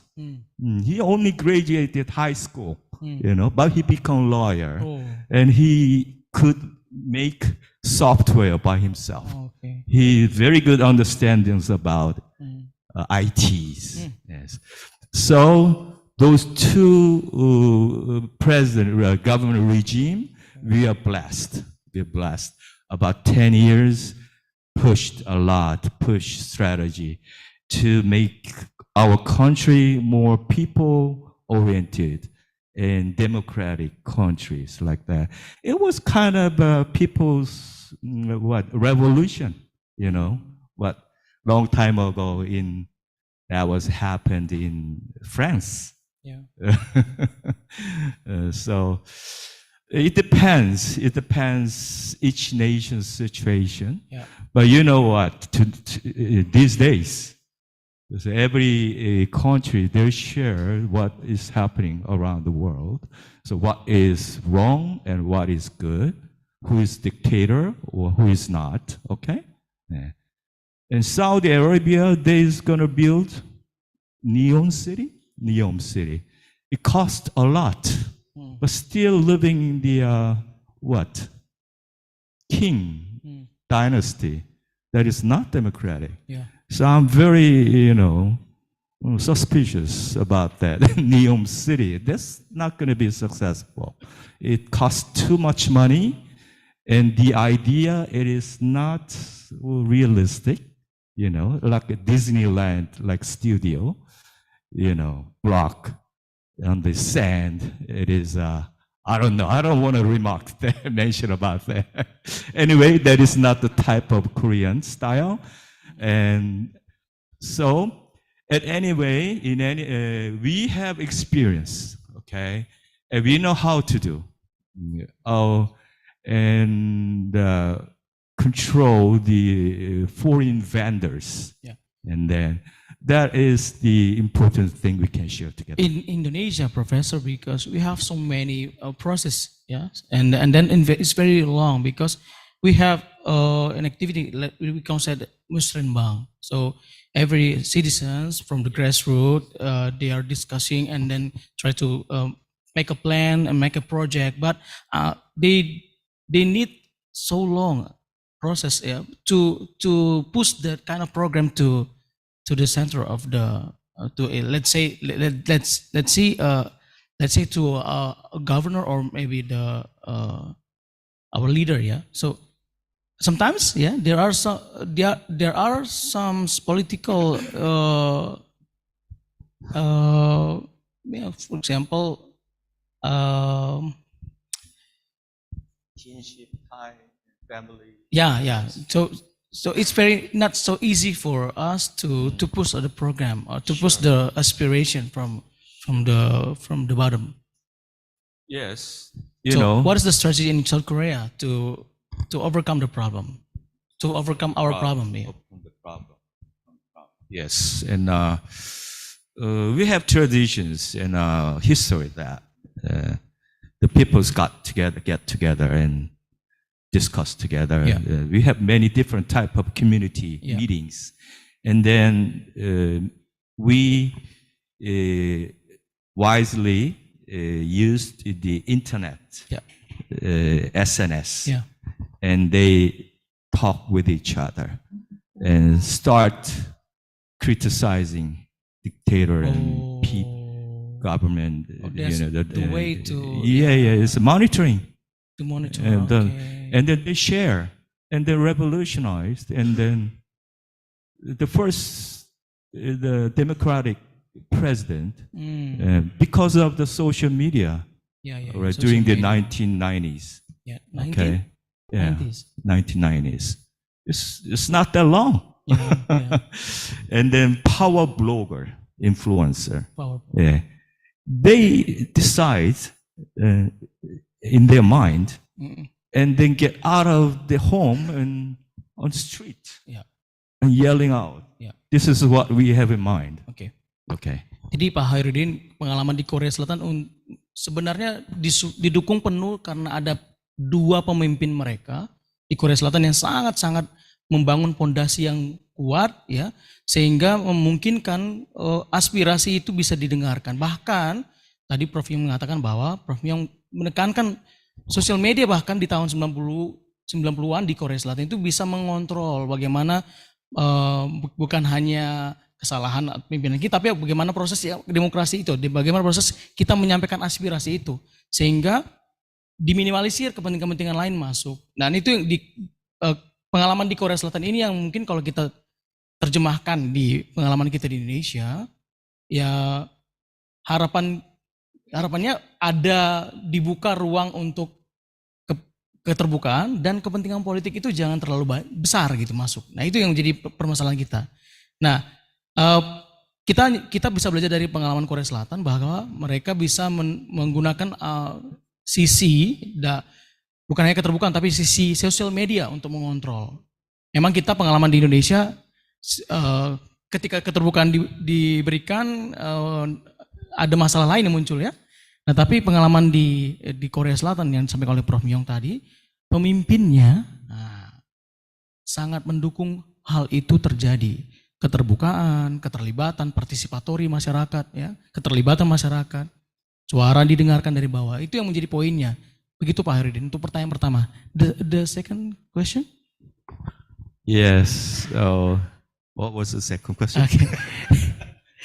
Pak Harin wants to know from you how to implement the core of the smart city because they have a problem with the internet connection and technology. So again, it takes a long time, but you can borrow the experience, okay, and knowledge how to build smart city faster than anybody. So Korea can do that, you know. We have package, we have SI, companies like Samsung, SK, and KT. They are all SI companies. They collect every high tier technology company like Amazon and IBM, Cisco. They know how to deal with them, negotiate. Yeah. And then we have built Sejong, Busan, and 4 test bed, and some failed and some is successful, but not everything is successful. You know, we have try and error, okay, and failed because they didn't listen to people. They failed. Okay, yeah. Successful. They've listened to the people. At the beginning, the people have participated. Yeah. And it took longer, but more successful. Yeah. Because people, they know what is going on here, which technology. And how about local vendor in my domestic vendor, in my neighbors, in my province. That is very important, okay? Yeah. We have to have our own committee, organization, mixed up together and open to connect to the foreign vendors. But only they are seller. They cannot decide what we're doing. That is a very important thing that we have. Memang pengalaman panjang dialami oleh Korea Selatan, Pak Hairudin, bahwa sebenarnya yang paling penting sebenarnya adalah mereka belajar dari perusahaan IT. Mereka undang, mereka paksa untuk bisa sharing knowledge itu. Sampai akhirnya mereka bisa tahu apa yang mereka lakukan dan strategi apa yang dilakukan untuk bahkan mereka melibatkan masyarakat. Jadi mereka pernah gagal karena mereka tidak mendengarkan. Mereka merasa bahwa Korea Selatan itu cukup, ambil teknologinya lalu kemudian lakukan atau tanamkan ke Korea Selatan, tapi ternyata tidak kompatibel. Nah, ketika ada keterlibatan masyarakat, bahkan itu lebih kontekstual gitu loh. Nah, apa yang bisa kita lakukan? Mungkin kita perlu di Indonesia ya, berarti kita perlu langkah yang berani untuk bisa, apakah di level kabupaten atau kota, untuk berani melibatkan perusahaan yang benar-benar bisa mensupport hal itu, supaya kita bisa meminta teknologi dari mereka, transfer knowledge sama skill, tapi memang harus jelas tentang terkait dengan budgetnya aja, karena mungkin kita punya masalah itu. Nah, itu langkah yang mereka lakukan di Korea Selatan, sehingga dan juga pemimpin juga ikut mendukung, mensupport, sehingga mereka berhasil, walaupun tidak selalu langsung berhasil, mereka juga gagal. Okay, thank you, Professor. We have one question from the audience. Yeah, we have our Manggarai. Yeah, Manggarai Regency. Okay, maybe you can directly give the question for Manggarai Regency. Manggarai. Oke, silakan Ibu. Baik, selamat pagi Bapak dan Profesor. Terima kasih, saya Carolina dari Baperida Kabupaten Manggarai. Pertama-tama terima kasih untuk best practice-nya dari Profesor yang sudah di-sharingkan untuk kami, pemerintah kabupaten. Satu pertanyaan saya, mohon izin Bapak. Yang pertama, kalau bicara tentang konsep Smart City in Indonesia, kita mengenal ada 3 konsep besar, Smart Village, Smart Regencies, dan juga Smart Province. Apakah di Korea Selatan ada 3 atau pemisahan level Smart City konsep yang diterapkan di pemerintahan? Karena mengingat di Indonesia sendiri, problem rural area dan problem urban area itu sangat berbeda jauh, sehingga mengenai strategi dan manajemen resikonya yang diterapkan juga berbeda-beda. Mungkin bisa di-sharingkan bagaimana strategi dari pemerintah Korea Selatan. Yang pertama tentang strategi yang diterapkan, mungkin di sana juga ada perbedaan daerah seperti yang terjadi di Indonesia. Dan yang kedua tentang manajemen risiko apa yang juga diterapkan oleh pemerintah Korea sebelum melakukan sebuah inovasi-inovasi yang berkaitan dengan penggunaan ICT di berbagai level pemerintahan. Dan yang terakhir, mungkin berbicara tentang satu kendala pemanfaatan dan penerapan ICT di Indonesia, kita masih sangat kurang untuk khususnya di level regencies ataupun village, kurangnya kerjasama dengan pihak-pihak yang seperti tadi disampaikan oleh Profesor tentang companies yang memiliki penganggaran atau pendanaan untuk infrastruktur. Mungkin bisa di-sharingkan bagaimana strateginya agar daerah-daerah yang memang sangat kurang pendanaan untuk ICT bisa terbantu dengan konsep Smart City. Oke, terima kasih Ibu Carolina. Ya, benar Ibu? Ya, baik. There are 2 questions, Professor. So in Indonesia, we have also a smart city concept. For example, for smart city in province, regency, and village. And we already tried to build a smart city, but we want to learn from South Korea about the strategy, how South Korea can implement the smart city, even though there are differences in every region. There are differences in every places in South Korea. And different problem. So how to manage the strategy, how to build strategy to overcome the problem, especially about how to build smart city in maybe in regency or in village in South Korea. That's the first question. Yes, it's always, IT at the beginning, it must be top-down approach. Government driven, so they have to initiate the project. So that's the way we have been doing in the same strategy of building smart city. So the Ministry of Land and Transportation, they are in charge of building smart city in Korea. So that is the control tower under the president leadership, and they put everything all together in one minister.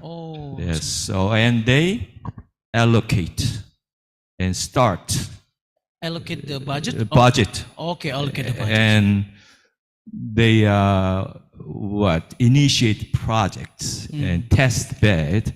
They selected Busan and Gwangju and Seoul, the 5 big city, transform each different style of smart city. Okay.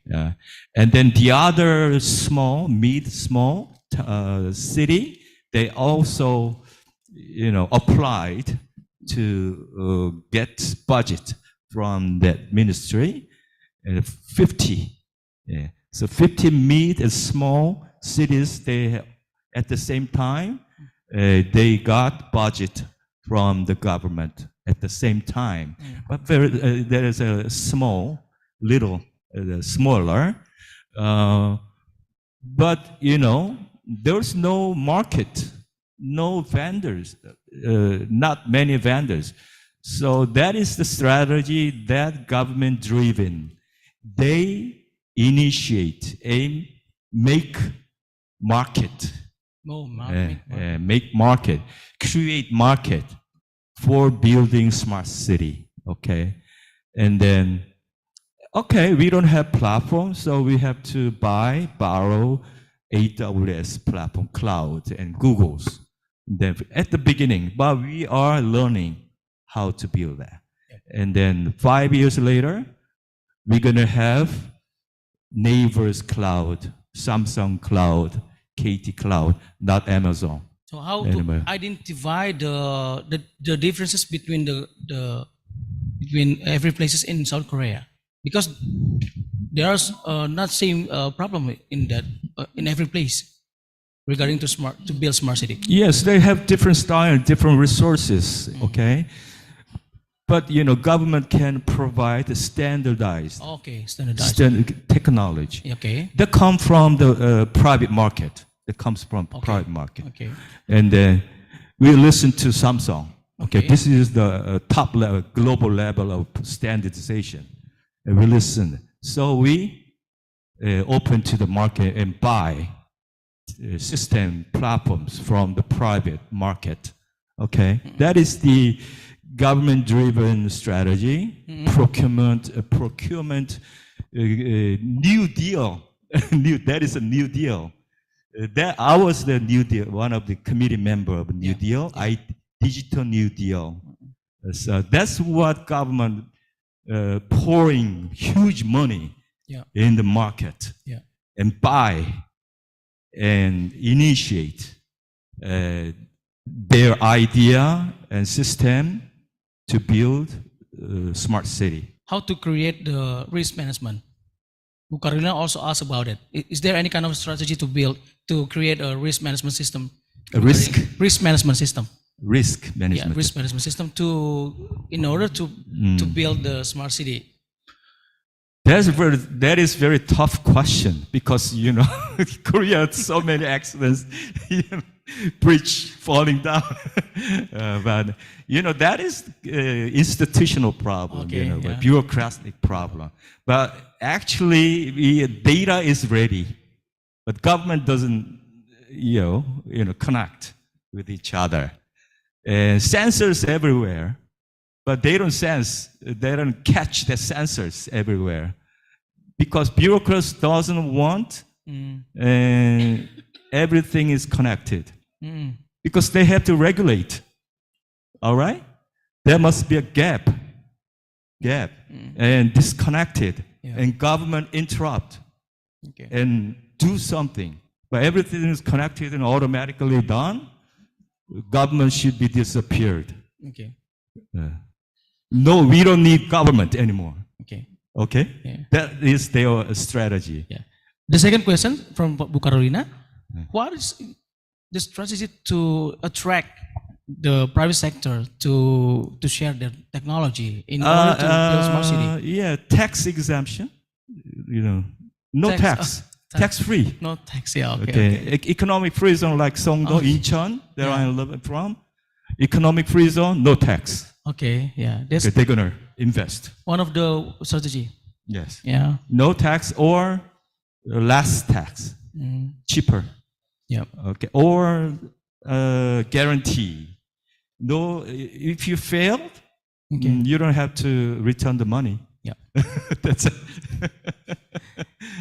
Oke, Bu Carolina, kurang lebih yang dijawab oleh Prof. Myong adalah pengalaman beliau di Korea Selatan itu sebenarnya untuk di sana ada sentralisasi. Jadi satu kementerian yang khusus ditugaskan untuk menjadi leader dalam implementasi pembangunan atau pembentukan smart city di setiap daerah di Korea Selatan, sehingga dia membuat standar dan daerah masing-masing itu memakai standar itu sehingga dan menyesuaikan kembali dengan apa yang ada di sana. Tapi dalam konteks budget dan kemudian standar sudah ada tersentralisasi sehingga gampang untuk bergerak bersama seperti itu ya.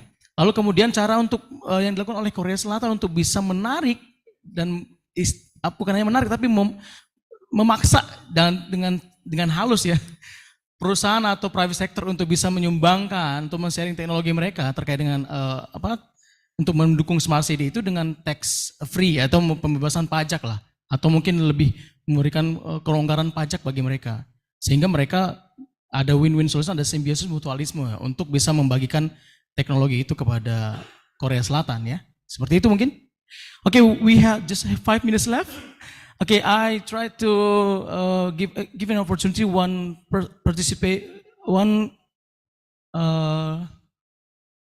more from Zoom meeting. One more question. But in 5 minutes. Okay. Ya, silakan Pak. Okay, thank you for moderator for opportunities. I'm sorry, may I speak in English? Okay. Thank you. Okay, okay. First of all, let me introduce myself. My name is Yosio Sandi. I'm from Ministry of Environment and Forestry. There are two questions for the professor. The first thing is the infrastructure, IT infrastructure. As you said before, that in IT infrastructure is the backbone of the e-government and smart city. We found it other critical aspect beside the IT infrastructure. It is related to the human resources, as we know that citizens also is really really main actor for this kind of smart city concept and e-government as a whole. My questions is, would you like to elaborate about the strategy of Korean government to accelerate the what we call it competence or digital literacy in Korea, so that the infrastructure, I mean the application or something like that, it can be useful for the citizens. I mean, how the Korean government to accelerate the digital literacy of the citizens, and is there any and the second one is about the continuity of IT transformation, as you said before, that transformation in information technology has been implemented since 80s. My question is how the bureaucracy can make sure the continuity of IT transformations when the political event. I mean, how Korean government can make sure the IT transformation can be sustained. As we know that bureaucracy is a very what we call it is a very what we call it is very related to political. I mean, it's very conservative. Yeah, I mean, how the bureaucracy in Korea can manage their authority to make sure the IT transformation can sustain apart with political aspect. Right. Yeah. I mean, that is two questions from us. Thank you for your time, and yeah, thank you. Okay. First question. I got it. Okay. Thank you. The strategy from the government initiative, they have to support the company first. Yeah. Okay, that is a subsidy grant. And company Samsung, they sell smartphone and other devices very cheap to the people, but government support, grant. Okay? And they guarantee the return of investment at the beginning until the spread out of the infrastructure like smartphones.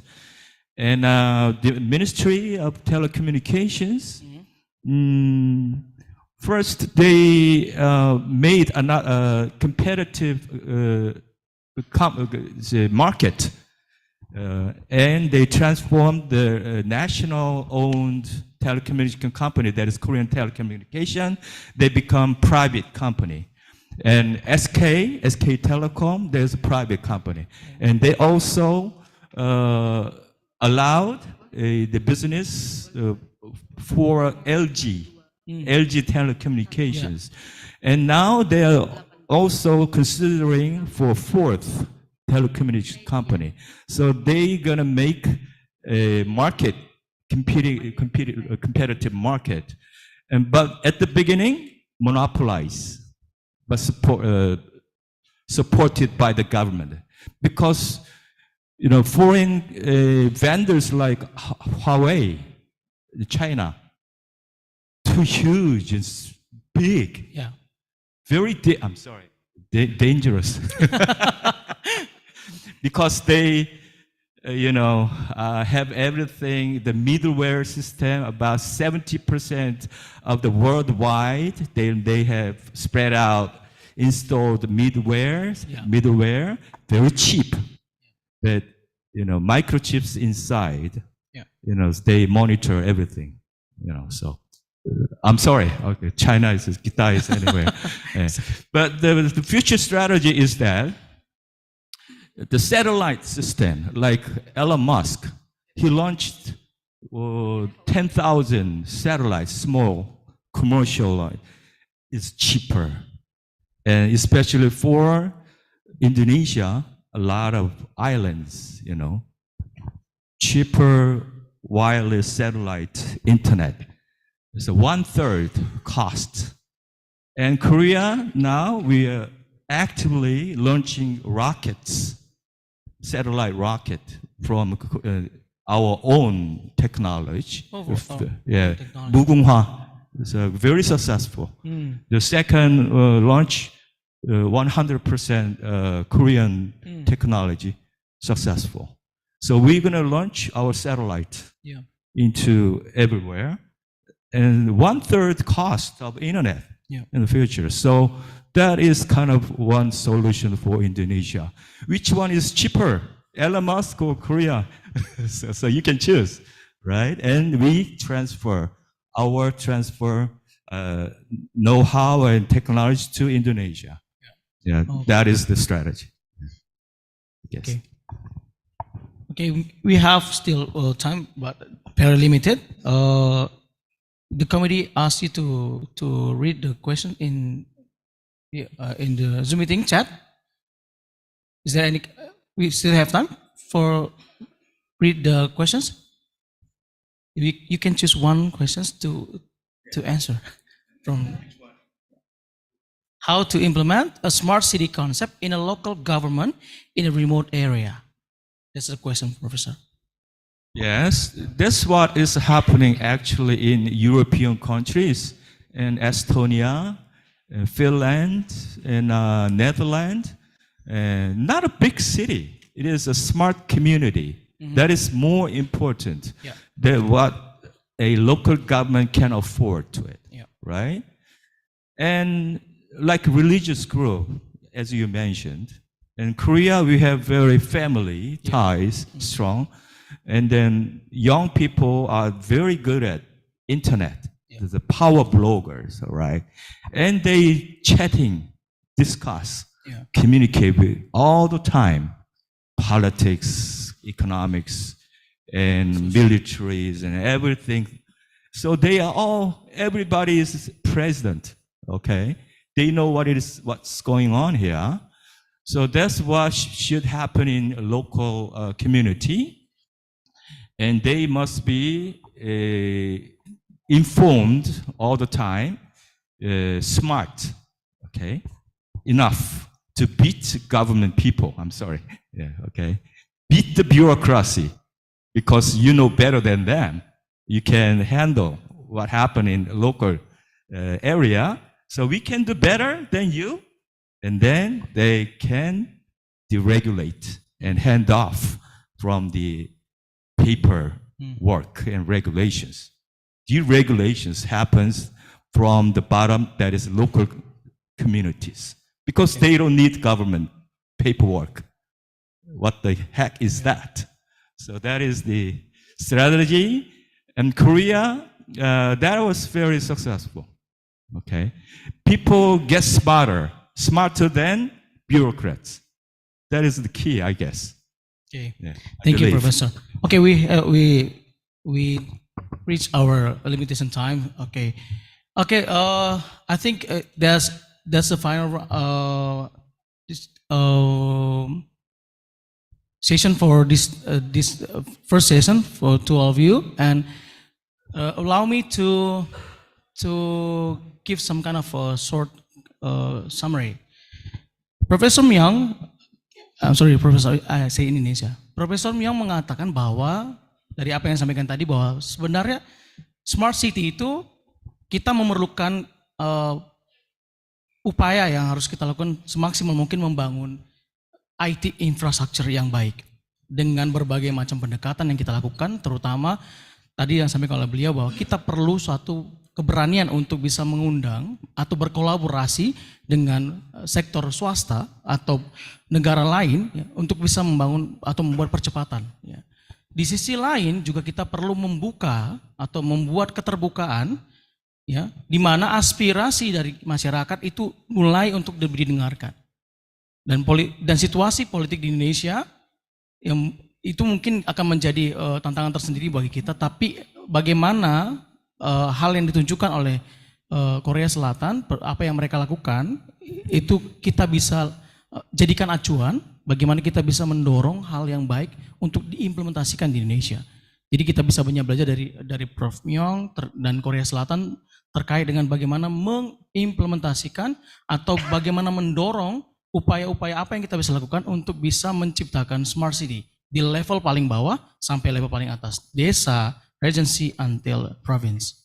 Mungkin itu kesimpulannya. Okay, Professor, thank you so much for your sharing to us. Give applause to our Professor Song Hyung Wang Myong. Thank you, Professor.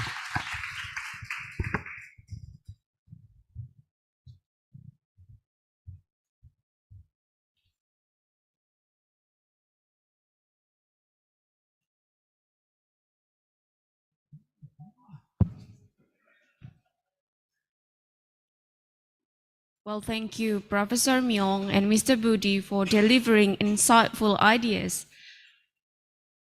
Before we are moving to the next session, I would like to give you information that we have 313 participants in the Zoom meeting and 40 participants in our YouTube channel.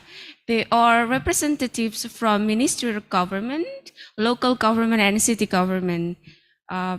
All participants who joined in the Zoom meeting, hopefully the sharing session can be the best lesson for all. Well, we're moving to the presentation session 1, delivered by Professor Paula, a professor from Public Administration Department, Santa Catarina State University, Brazil. And the discussion will be led by Ms. Keisha as the moderator. We invite Professor Paula and Ms. Keisha to get on the stage and start discussion session 2. Thank you.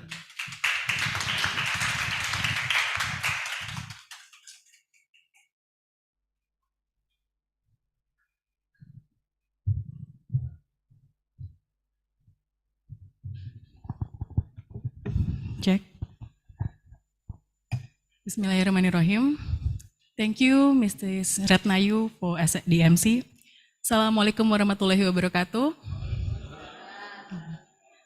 Good morning, ladies and gentlemen, Professor Nurlia, Vice Directors, all Professor Myong and INHA colleagues, and Mr. Carlos, and to all fellow lecturers, to all audiences and our beloved students.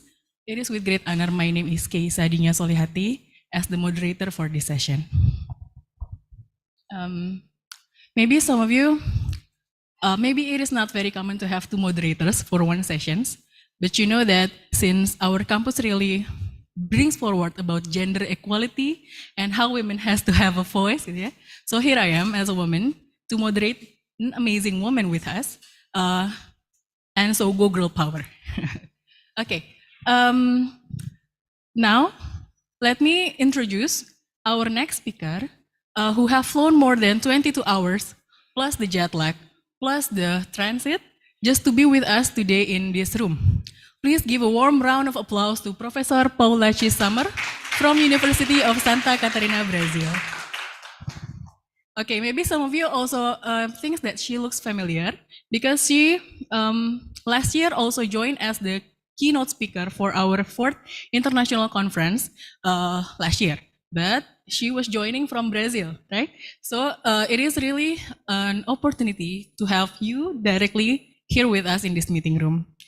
Okay, moving on to our next sessions about the international community service. In the previous sessions, we have learned many insights from Professor Myong about the smart city and e-government. And right now we will learn more from about accountability and governance from Professor Paula. So you know, Professor Paula has traveled to many places around the world and giving her knowledge and insight about accountability and governance and also open government, the things that are closely interconnected and brings a very crucial aspect to not only organizations, to political society and also to public service, right? So we'll get there we'll get there soon, but before that, and also she will also maybe share about her experience from Brazil and how the policy was applied in Brazil. As you know that Indonesia and Brazil is two different countries located in different parts of the world, but we have many similarities. Yeah, like Prof. Nurlia has said about the population, about the climate, about the even traffic and also pollution, ya. And mungkin ketika kita membandingkan dengan negara yang sudah terlalu maju akan sangat terlihat perbedaannya dan gapnya. Tetapi ketika when we compare to countries that is similar, maybe we can do like a benchmark and take away the best practice and to be more suitable to be responded and adopted in our countries. Okay, so before I hand over the sessions to Professor Paula, let me read a quick summary of her CV. Please let me, Professor. Paula Chishammer is a professor of public administration and leader of the research group Politia at the Santa Catarina State University in Brazil. She is also the president of ICOM, a community foundation based in southern Brazil. Besides that, she is also a member and supporter of several civil society organizations and public commissions, including the National Council on Transparency, Integrity, and Combating Corruption, the Working Group for the 6th National Open Government Plan, the first plan Santa Catarina Open Government, Act for Delivery, and the World Bank Group's Expert Advisory Council on Citizen Engagement.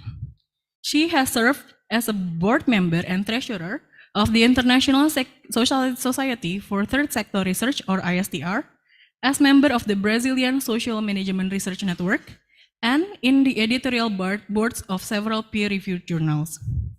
Her education, she holds a PhD in administration from the Getulio Vargas Foundation, Master's in Administration from the Federal University of Bahia, and Bachelor's in Administration from the University of Caxias do Sul. Okay. She is the author, co-author, and editor of papers, chapters, and books on co-production of public services, accountability, open government, collaborative governance, social management, and philanthropy. Okay, that was a very remarkable CV. Now, without further ado, we will turn the time over to Professor Paula to give her materials. You have 25 minutes to present your materials. Thank you, Professor. Thank you very much, Professor Keisha, Professor Nurlia, Professor Myong. It's a pleasure, a great pleasure to be here.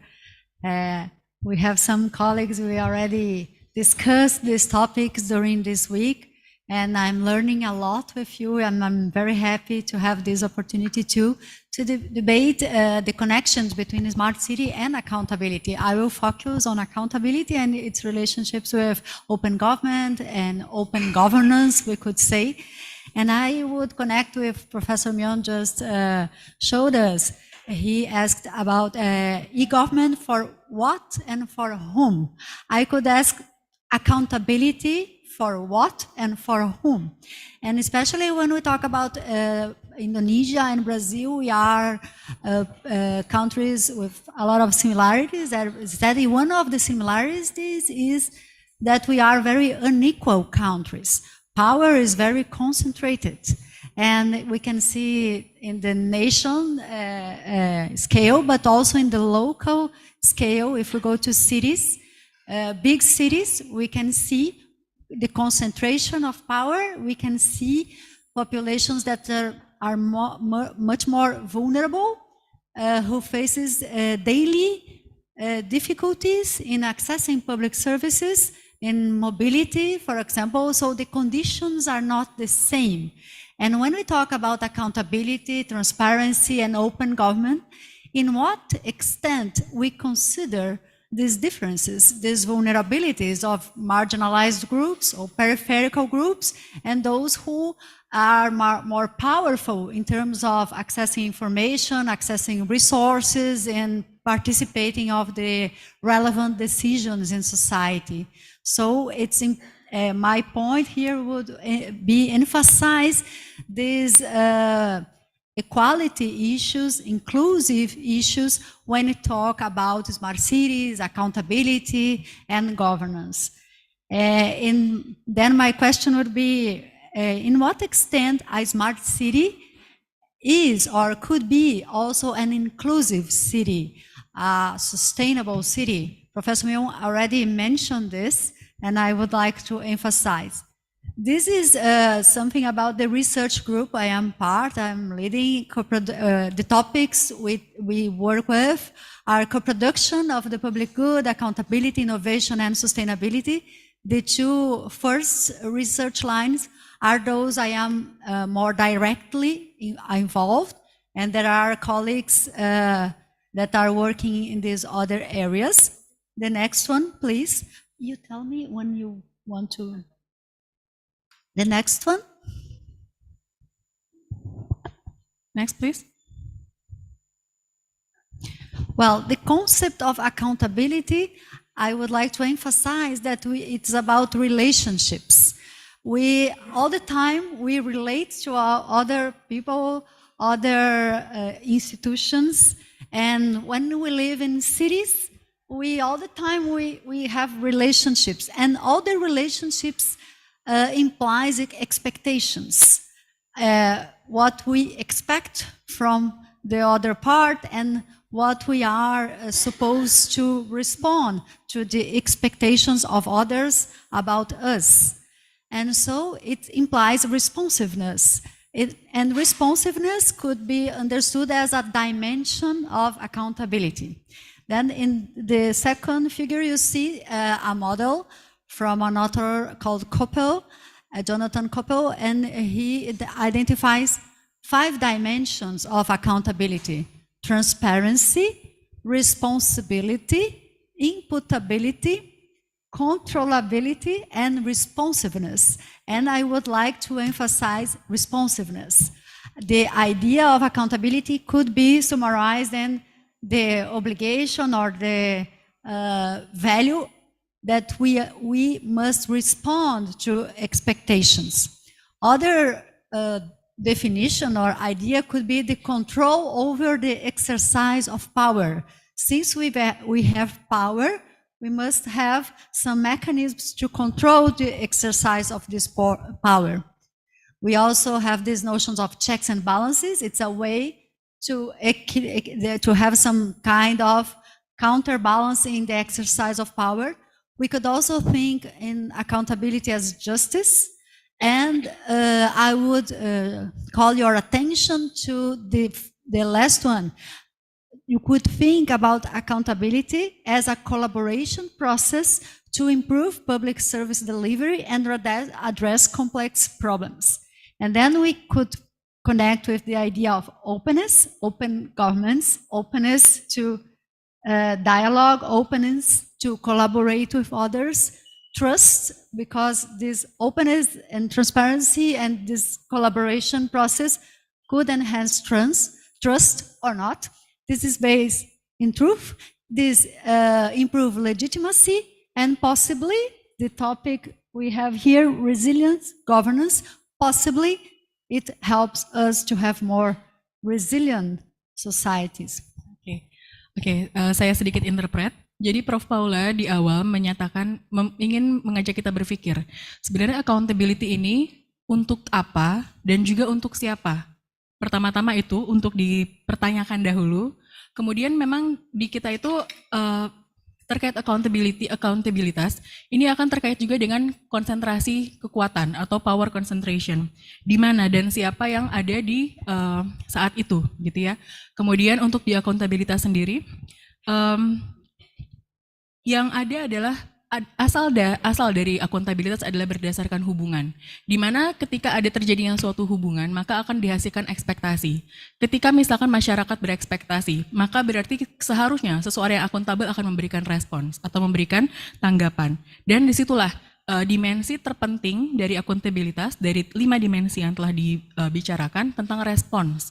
Gitu ya. Bagaimana pihak yang akuntabel itu untuk merespon.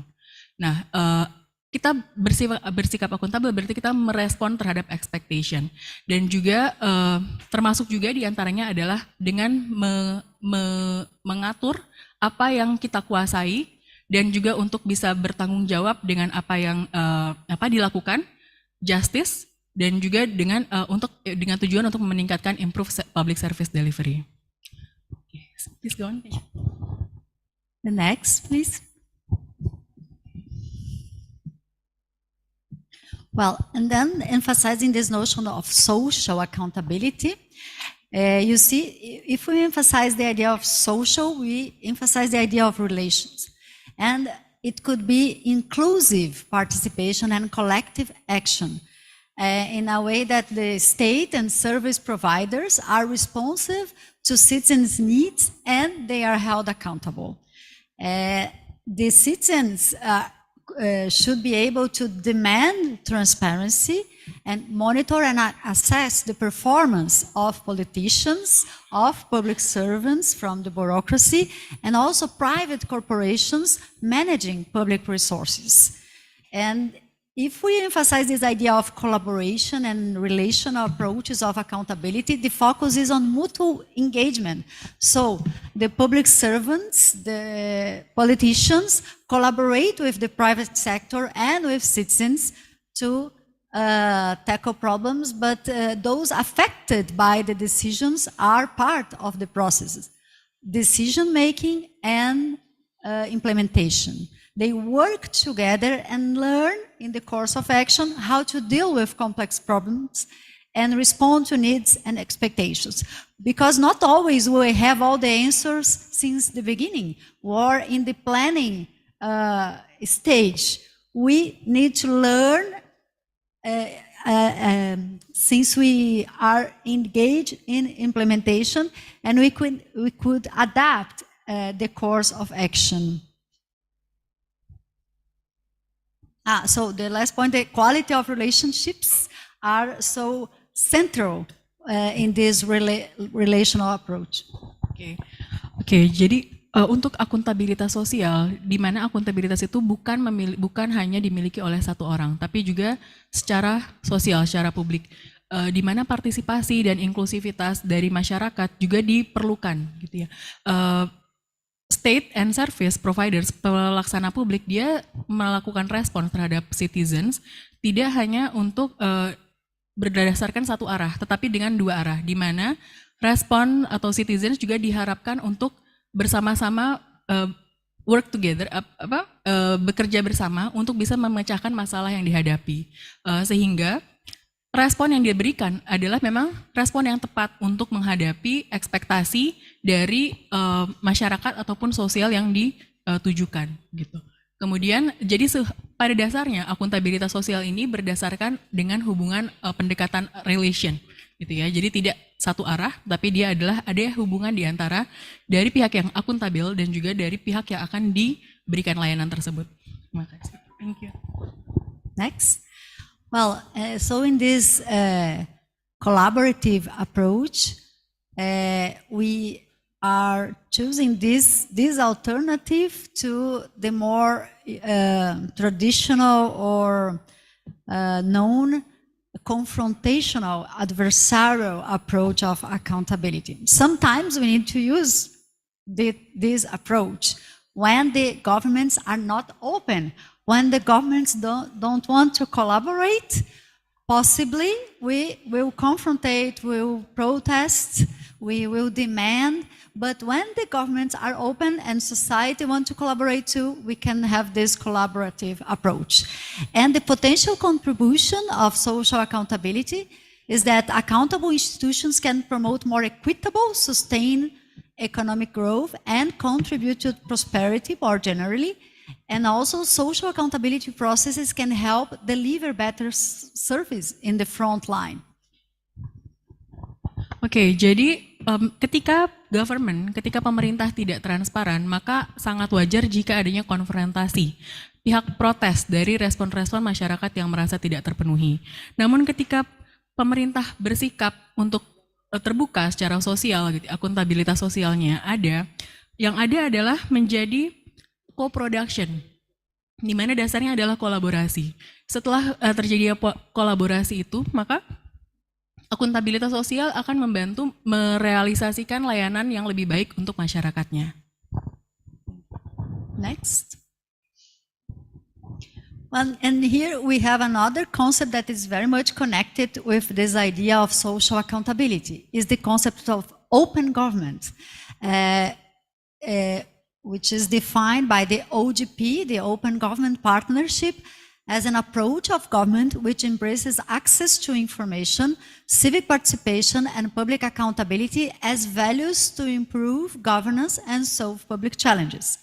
The OCDE, another definition of open government, as a culture of governance that promotes the principles of transparency, integrity, accountability, and stakeholder participation in support of democracy and inclusive growth.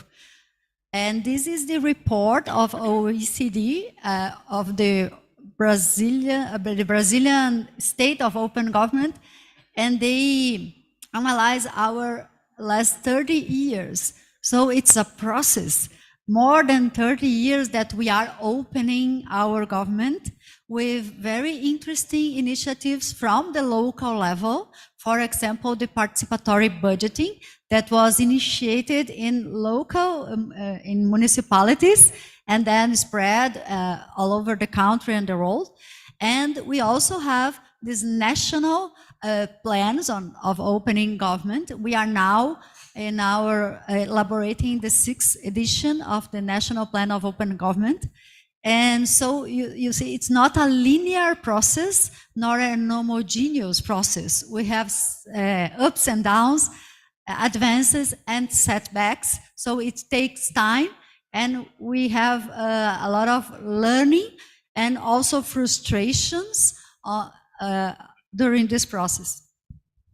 Oke, kemudian mengenai open government ini atau pemerintahan terbuka adalah pendekatan di mana pemerintah tidak tertutup, begitu ya. Dia memberikan akses kepada publik mengenai informasi dan juga memberikan kesempatan kepada publik untuk ikut berpartisipasi dan juga memberikan akses ke akuntabilitas terhadap publik.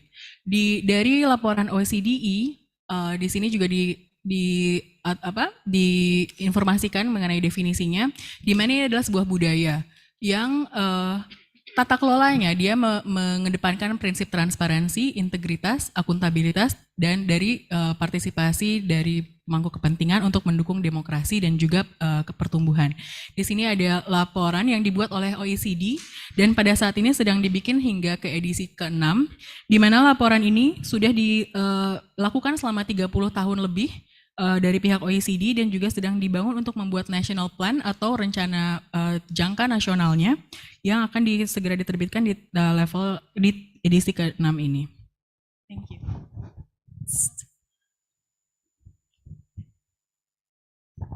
Next slide. So Brazil and Indonesia and also the Republic of Korea are members of OGP, this Open Government Partnership, since it was launched in 2011. And now we are elaborating our sixth plan, the sixth edition of the national plan. Next one. I will connect. And we also have the OGP Local, that is an opportunity for local governments to participate of this partnership. And the state where I live, Santa Catarina, is the first state in Brazil that is member of this partnership. We also have some municipalities in Brazil, such as São Paulo, our biggest city, and other cities in Brazil. And here in Indonesia, we also have some cities that are members of the OGP Local. Kemudian dari Open Government Partnership yang sudah dibuat di jangka nasionalnya juga diturunkan menjadi OGP versi daerah atau OGP lokal. Di Brazil beberapa kota sudah menjadi anggota di OGP lokal termasuk Santa Catarina dan juga São Paulo, dan di Indonesia juga sudah ada beberapa kota yang menjadi anggota untuk OGP lokal ini. And we are starting a research project in partnership between Brazilian institutions and here NIPA, Istialan, and also colleagues from other countries in Latin America and Europe. And the topic of the research is about in what extent the open government strategies we are adopting consider the inclusiveness, the equity in public services in the plans of open government. Dan pada saat ini juga sedang dilakukan research kolaboratif antara beberapa negara termasuk Brazil, Indonesia, dari Amerika dan juga dari Eropa untuk melihat seberapa realisasikannya open government structure ini dan juga sudah diadopsikan sejauh apa di masing-masing negara. So it's a comparative study. Next. So here is when we talk about open government, we can include different kinds of practices, but the three main components: one is about transparency, accountability, and integrity.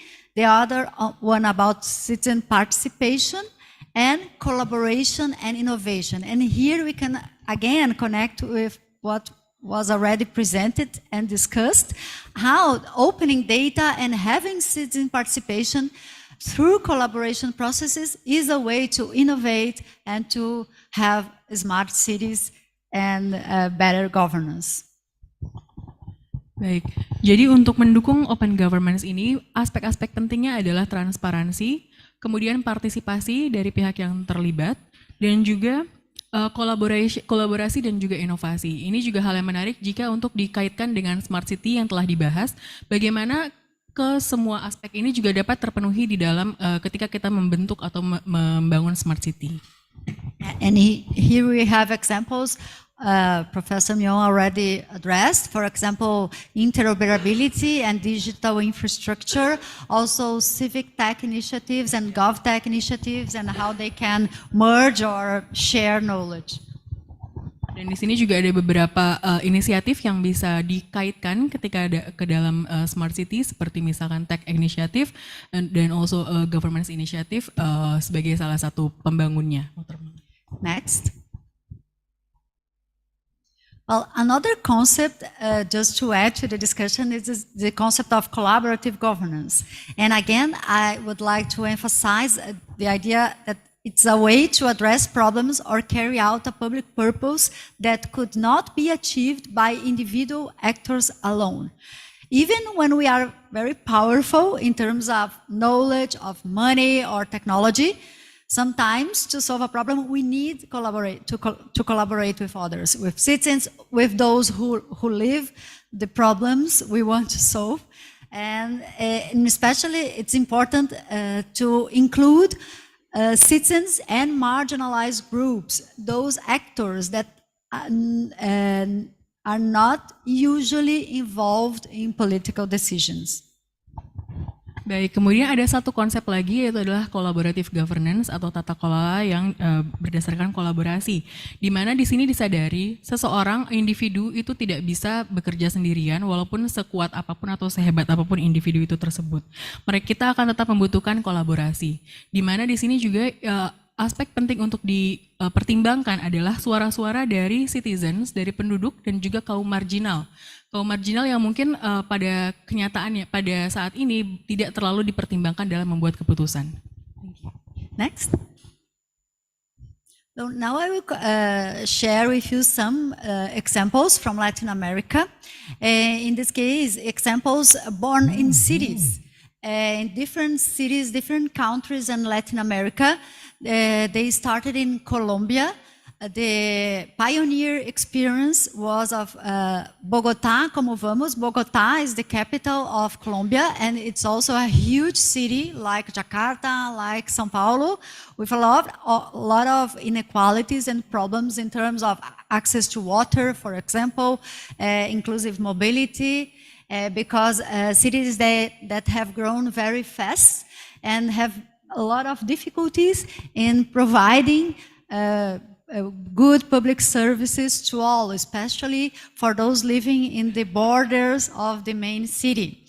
And so a group of civil society organizations, academia, media, and corporate foundations, they launched this initiative called Bogotá Como Vamos. It was an initiative to produce data, to share data, and to use data and information to know how is our city, what are the difference between one neighborhood to other, one area to other, different kinds of services, an initiative of producing data and information to map, to understand the differences, the indicators, and to define goals and to monitor it in partnership with the governments, with more detailed data about specific areas in the city and specific services.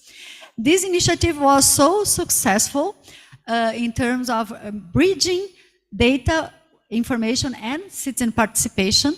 Then other cities in Colombia started to be inspired by Bogotá, and then we had many others in other cities. For example, Medellín, Como Vamos, Barranquilla, Como Vamos, other cities in Colombia. Then they formed this Red de Ciudades Como Vamos, a network of cities sharing their experiences in producing and using data to better to improve the quality, the access of public services. Then other cities in Latin America were inspired by the experience in Colombia. And then we had, for example, in São Paulo, including my city, Florianópolis, and in Argentina, they had very interesting initiatives such as Nuestra Córdoba. And Nuestra Córdoba is particularly interesting because it was led by universities there, by the academia, and they really were able to influence the quality of debate about the problems of the city and to elaborate solutions in partnership with the governments and the diversity of civil society. There is a paper, a journal article, in which we analyze the experiences of this kind of initiative in 10 countries in Latin America, and you could see if you want. Oke, thank you. Di sini Profesor Paula men-share tentang suatu inisiatif yang telah dilakukan dan berhasil di Brazil. Inisiatif ini dimulai di Kolombia, tepatnya pada kota Bogotá sebagai pionir.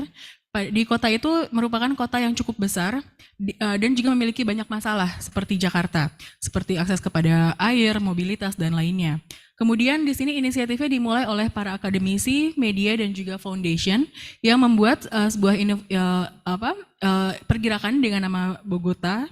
Dan di sini yang dilakukan adalah mereka menghasilkan data, memproduksi data, dan juga men-share data tersebut kepada publik.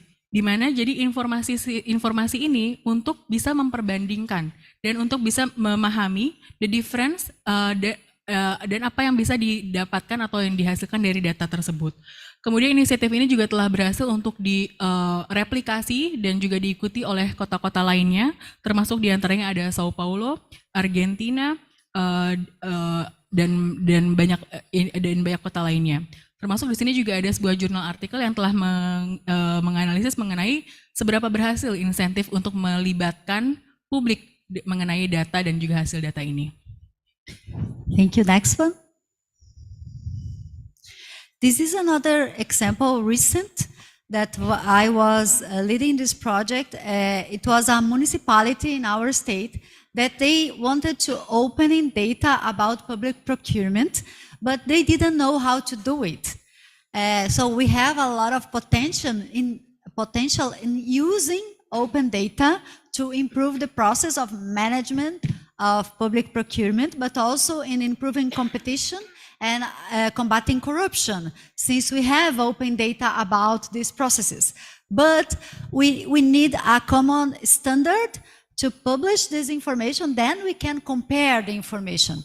And so we started this project in partnership between a local government and the university, and we were able to develop a network of various institutions that helped us to define this standard, and so now we can apply it to many municipalities. Is an example of collaboration to define a standard, and then it tends to be more useful for improving the management of public contracting. Dan ini ada satu inisiatif berikutnya, di mana asal muasalnya adalah untuk menghilangkan praktek korupsi dan juga keterbukaan pada saat proses procurement atau pengadaan. Di sini dibuat oleh Data for Open Government untuk bisa memperbandingkan antara inisiatif dan juga menginformasikan informasi yang terkait dan juga dan diperlukan terhadap suatu pengadaan. Di sini local government membuat network dan juga berkolaborasi dengan berbagai macam pihak untuk membuat standarisasi untuk pada saat melakukan pengadaan. Next, and the last example is about the participatory budgeting.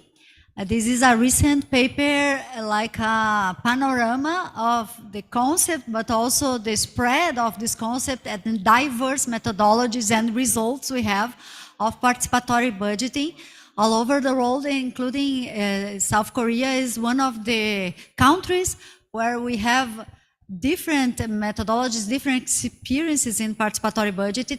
And in Brazil, when it was like born 30 years ago or more than 30 years ago, we had in the recent years a decline in the use of this methodology to define budget. But now, again, in another cycle of the politics in our country, we are trying to reinvigorate participatory budgeting and adopting it not only in the local level but also in the national level. Oke, kemudian pendekatan berikutnya adalah tentang participatory budgeting atau penganggaran dengan partisipasi, gitu ya. Di sini sebenarnya juga sudah dilakukan oleh South Korea dan sebenarnya sudah pernah diinisiasikan lebih dari 30 tahun lalu di Brazil. Namun dengan adanya perubahan arah politik yang baru, kemudian reinkarnasi dan sehingga pendekatan ini baru dilakukan kembali.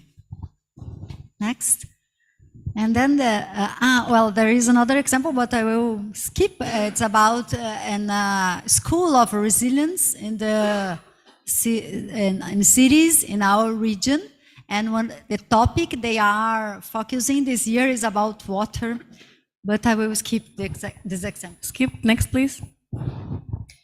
And to conclude my presentation, I want to connect again with Professor Myon mentioned about leadership, the relevance of leadership. What kind of leadership we need to build processes of collaborative governance, social accountability, open government, sustainable, fair, democratic cities. And I like this image because it shows that this 21st century public servant is someone who is a resource waiver, a storyteller, because the public servant must understand the reality of different profiles of citizens and how they live, how they experience the access to public service. He or she is a commissioner, a broker, a municipal entrepreneur, a networker, a navigator, and a system architect. I like this idea because we need to understand the system and to project system, but not alone from our desks. And yes, in conversations, in collaboration with the users, with the citizens. And it's very much connected with Professor Myung already said. Baik, kemudian di sini untuk penutupnya ada image mengenai public ANS di abad 21 ini, di mana ANS pada saat ini juga perlu untuk kita pertanyakan mengenai leadership-nya atau kepemimpinannya. Leadership yang seperti apa yang akan dibutuhkan untuk bisa mengakomodir semua inisiatif tadi, untuk bisa mewujudkan open government, untuk bisa mewujudkan collaborative governance, dan lainnya. Kemudian ASN ini di era 21 akan memiliki banyak peran, di mana ada sebagai resource weaver, jadi dia harus bisa mengalokasikan atau juga mempergunakan sumber daya dengan baik, sebagai storyteller di mana ia harus bisa memahami posisi dan juga kondisi yang ada, kemudian sebagai komisioner, sebagai broker, sebagai entrepreneur, sebagai wirausaha, sebagai pembuka jaringan, sebagai navigator, dan juga sebagai sistem arsitek. Sistem arsitek ini juga menarik karena walaupun terkesan untuk membangun sebuah sistem, tapi ini tetap tidak dilakukan sendiri. Tetap harus dilakukan kolaborasi dan juga yang diperkaitkan dengan banyak pihak. Next. Well, this is a concept of systems convening. And the author says it's a crucial form of leadership for the 21st century. This book is available for download if you want. It's interesting, this idea that the contemporary leadership would be of convening, the capacity of convening those interested in a problem and making it possible for them to working together in a long-term perspective, learning and collaborating to solve problems. Kemudian di sini ada sistem convening, ini adalah sebuah buku yang juga bisa di-download. Di sini menjelaskan bagaimana kapasitas kita untuk bisa bekerja sama, untuk bisa bersama-sama untuk memecahkan masalah. Dan di sini adalah hal yang sangat penting, di mana di sini mempertemukan banyak pihak dan juga banyak pemikiran. Next. Social accountability practitioners could also act as system conveners. Next, I will just conclude. I will conclude with these images and asking what kind of bridges are we building? We compare different ways of doing open government and doing social accountability, and we identify that sometimes the government say, oh, we will open the government, and they construct a pier. Like a pier, we are here and the boats, the partners could come to us. In other situations, we have movable bridges. Sometimes we can pass, sometimes not. So depends on the context, depends who is leading the process, and it's not sustain. This relationship is not sustained. In other cases, we don't have the project from the beginning. We don't know exactly where are we going. Then we have to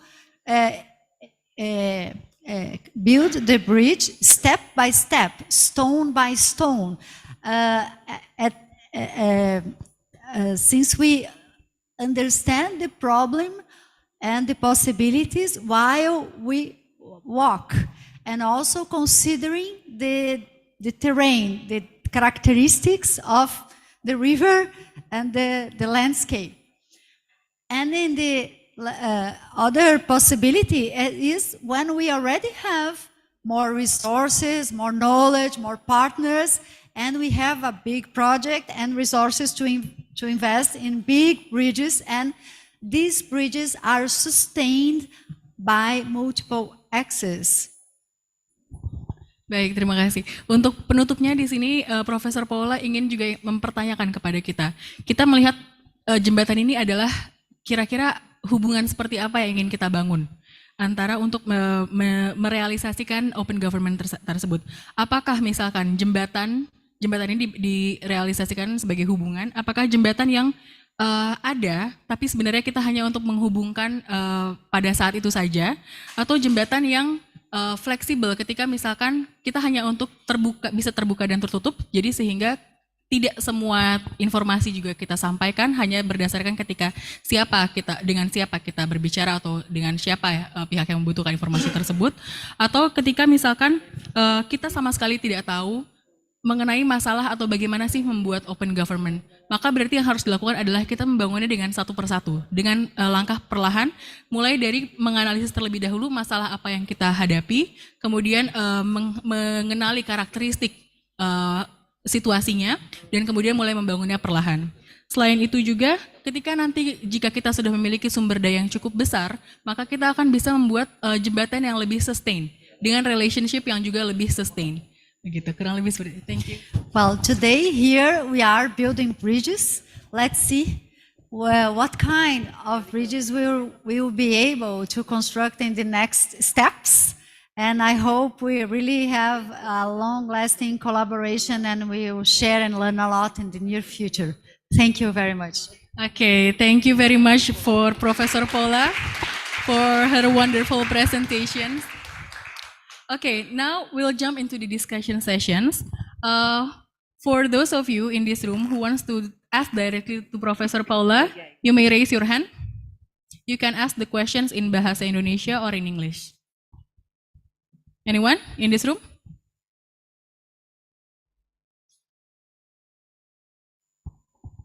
No one? Okay, so and then we'll go. Oh, sorry. We have one audience in the Zoom meeting already raised hand.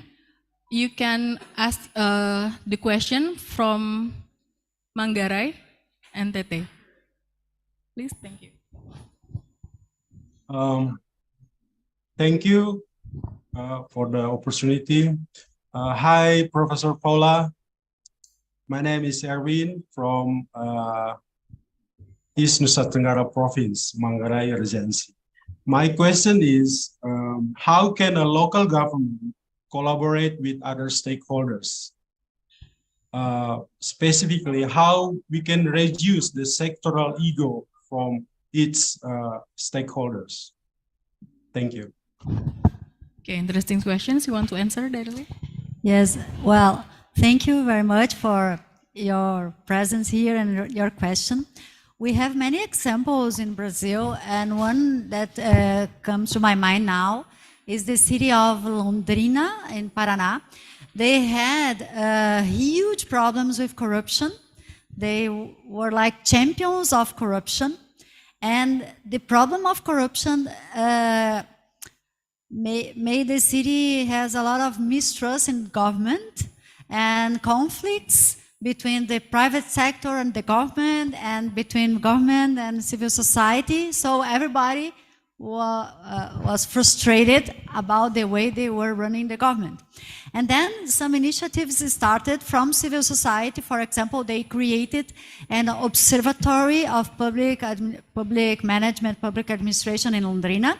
Also, the business association created an initiative to opening contracting to incentivize that the local government could buy more products from enterprises that are in the region.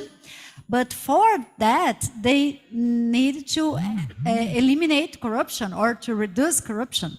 And so they had like a confluence of factors, a change in the government, initiatives from civil society, initiatives from the business sector, the academia, the university there, the public university there was also very active, and they created a council on transparency and combating corruption, and they were able to convene all these actors through this council and other initiatives to understand the problem of corruption and how they could improve and deal with corruption, but also to improve, for example, public contracting with the participation of local enterprises, and to improve bureaucratic processes, to improve the management of public procurement in the city.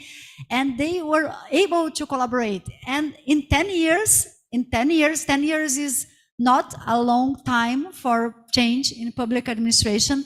In 10 years, they became a national reference in transparency, in good management of public procurement, and this was achieved through collaboration, active collaboration from the government, journalists, also academia, the business sector, and civil society organizations. So it's possible. It depends on a confluence of factors, but this is possible. Baik, terima kasih. Jadi Profesor Paula mengedepankan untuk menghilangkan ego sektoral juga dan mewujudkan realisasi dari open government di lokal. Yang terpenting adalah inisiatif dan juga kita harus mengeliminasi masalah utamanya. Inisiatifnya itu harus berasal dari publik, kemudian juga dengan juga inisiatif dari pihak bisnis, akademia, dan juga tentunya dari government. Di Brazil dengan upaya ini selama 10 tahun akhirnya dia berhasil untuk menyelesaikan masalah ini dan juga menjadikannya sebagai national reference. Okay, thank you for the first question. Now for moving on to the second question. Oh, we have one directly. Please sir, thank you. Please introduce your name and your organization. Baik, terima kasih. Ini yang kedua, mohon izin. Assalamualaikum. Begini, saya melihat masalah accountability dengan open government ya. Kita melihat permasalahan kita salah satunya di beberapa daerah di Indonesia itu adalah indeks pembangunan manusia. Kira-kira pengalaman dari profesor ini bisa enggak kita memberikan sebuah contoh atau gambaran bahwa dengan open government dan accountability itu ada lonjakan-lonjakan atau lompatan-lompatan dari peningkatan indeks pembangunan manusia. Sehingga nanti memang ini menjadi sebuah pembelajaran bagi kita bagaimana di daerah-daerah tertentu yang IPM-nya memang rendah itu bisa membuat sebuah lonjakan dalam rangka peningkatan pembangunan IPM ini. Terima kasih. Thank you. Good question, Mr. So he is asking about accountability. One of the issues that is being faced in Indonesia is the low index of Human Development Index or Indeks Pembangunan Nasional. He wants to ask your experience. Is there any correlations if we try to apply the open government and also the accountability? Will it improve the Human Development Index? And so in hopes that it can be used as a reference for the local and regional areas to improve their Human Development Index. Thank you. Well, very good. Thank you very much for your question. It's a good idea for our research, maybe a new research project we could do in partnership to compare, to measure the open government strategies, social accountability strategies, considering the differences in the human development indexes between municipalities. It would be very interesting. I don't know, because, for example, my city, Florianópolis, the capital of Santa Catarina, we have a high human development index for the context of Brazil. It's very high. And we are very bad in transparency. We are bad in accountability. And there are other cities like Londrina. As I said, Londrina is also a rich city with good indicators, but they had a problem of corruption and they were able to change. And we also have cities in Brazil that are in more poor regions with more difficulties in terms of indicators of development, and they have very interesting initiatives in transparency, accountability, and local government. So I don't know, I possibly there are researchers that makes this correlation, but we could possibly elaborate a project to explore more this idea that it's very interesting. Oke, baik, terima kasih. Jadi untuk responnya pada saat ini memang hal itu tidak diketahui dengan pasti untuk jawaban pastinya, karena memang di Brazil sendiri beberapa kota memiliki kondisi yang kontradiktif, di mana indeks pembangunan manusia ada yang tinggi, tetapi ternyata tetap saja ada corruption dan juga ada ketidakterbukaan informasi, dan juga sebaliknya. Jadi ini akan menjadi suatu proyek yang menarik jika untuk diteruskan. Terima kasih. Oke, we're moving on to, we have 2 questions from Zoom. Can the committee shows? Okay, so this one is from Julia Wan, our students in Magister. Let me translate. In Indonesia, every institution has information, have their own specific criteria for informations about which information that can be published and which information that is secret. And then how in Brazil or in other countries, and is there any institutions that also can observe the criteria of what is the information that should be published to public and which are not should not be published to public? And these collaborations, I think it only on the informal sites. It doesn't have the high level of pressures to the government. So it is, he thinks that these collaborations only an initiative, not something that we need to do or it's a mandatory. Is that correct? Very good. Thank you, Julia, for the question. Well, we have a national regulation from 2011, the Law on Access to Information. That is our main regulation about this, about transparency, access to information. And since that regulation, transparency is the norm. And you have to justify when you have an information that is sensitive, when you have to justify when it is not transparent. But it's not enough to have the law, because the municipality sometimes, or each department, sometimes even the judiciary, the courts, they are resistant to transparency, more than the executive branch, more than the legislative branch. We have a lot of resistance from some departments in the national level, and some local governments are also resistant. So it's not enough to have the law. Some strategies to promote this, the openness of information are launched by oversight institutions. Then they established ranks with criteria to compare, and comparisons sometimes are incentives for municipalities, because if they are bad in that ranks, people start to say, oh, you are so bad, and you can look to those municipalities or those states that are better positioned and learn with them what they did. There are some states in Brazil that they are always in the top of the ranks of transparency, because they prioritize it, and so other states, other municipalities can learn with them. And those who are bad can be pressured locally or by the oversight institutions to improve their performance in terms of openness, transparency, and accountability on information. And there are also lacks or gaps in terms of the standards to open information. And this was the example I mentioned, because the law says that the municipalities should publish open data about their procurement processes. But the law does not define the standards. And so you can choose the standard you want. But the problem is, if each municipality or each department define their own standard, you cannot compare. And then you lose some of the potentials of open data, that is comparability.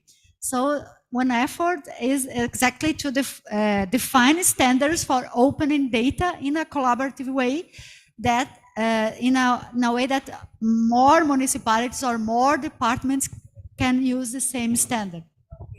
Okay, that's a very good answer. So, Jadi Prof. Paula bilang transparansi itu adalah etikanya, standarnya, begitu ya. Walaupun jika misalkan kita membayangkan ketika semua kelurahan atau kabupaten terbuka terhadap datanya, tentunya sebenarnya itu adalah bisa menjadi suatu tempat untuk dijadikan perbandingan. Ketika misalkan ada area yang kurang, dia bisa melihat ke area yang lebih bagus dan bisa menjadi tempat untuk pembelajaran.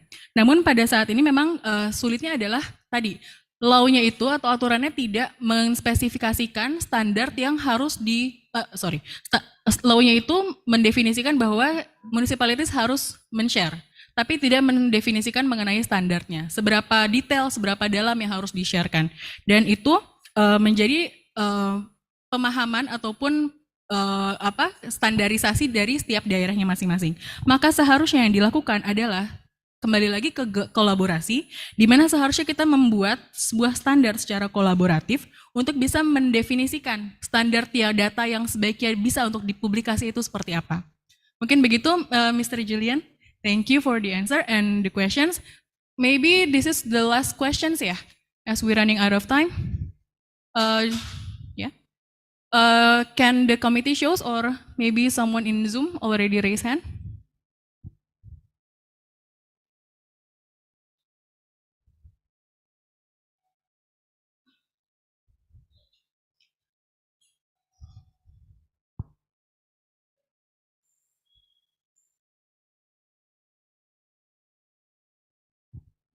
Okay, this one is the questions from North Cipete, from local government also.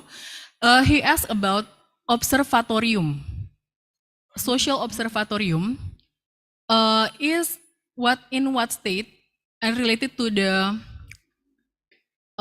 public organizations or the NGO, and also how Brazil came up and to handle the politics which is being hostage by cartel. Can you understand the questions or? The part of the cartel, I don't know if I got it, but sorry, cartel. I think this one is about the apa kong kali kong. I know the cartel, but in this context, if the social observatories could help us to countervail the power of cartels, maybe, I don't know. Well, but the first part of the question, we have both. We have some initiatives that are from civil society, and sometimes in partnership with academia. And we have like a network of social observatories now in Brazil. They usually begin in a local in a municipality, and people start to demand transparency for the local government and also to produce data or to analyze data, to produce information. And with this information, they try to improve the debate on public services and to pressure the government also to be accountable about the main problems they identify debating this information. They also monitor, for example, public contracting, and so they are observing the action of local public administration. And then we have a network. There are social observatories in many municipalities, inclusive in my state, and they try to act as like citizens who are aware and who are interested in monitoring, but also collaborating with governments to improve public administration. There are some observatories that are public, that are in government. For example, the city of Porto Alegre, where the participatory budgeting was born. Porto Alegre, the municipality defined their observatory, and for many years they started to assemble data and put it public.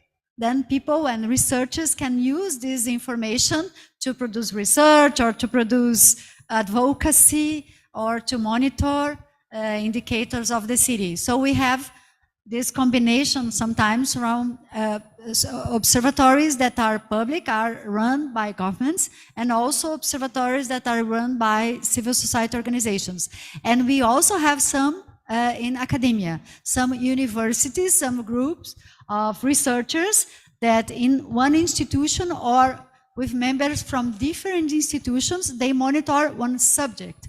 For example, we have observatories on climate information, observatories on, let me remember, for example, human rights, other areas that you have usually civil society organizations funding or helping to run, but you also have the leadership of academia researchers that observe one subject.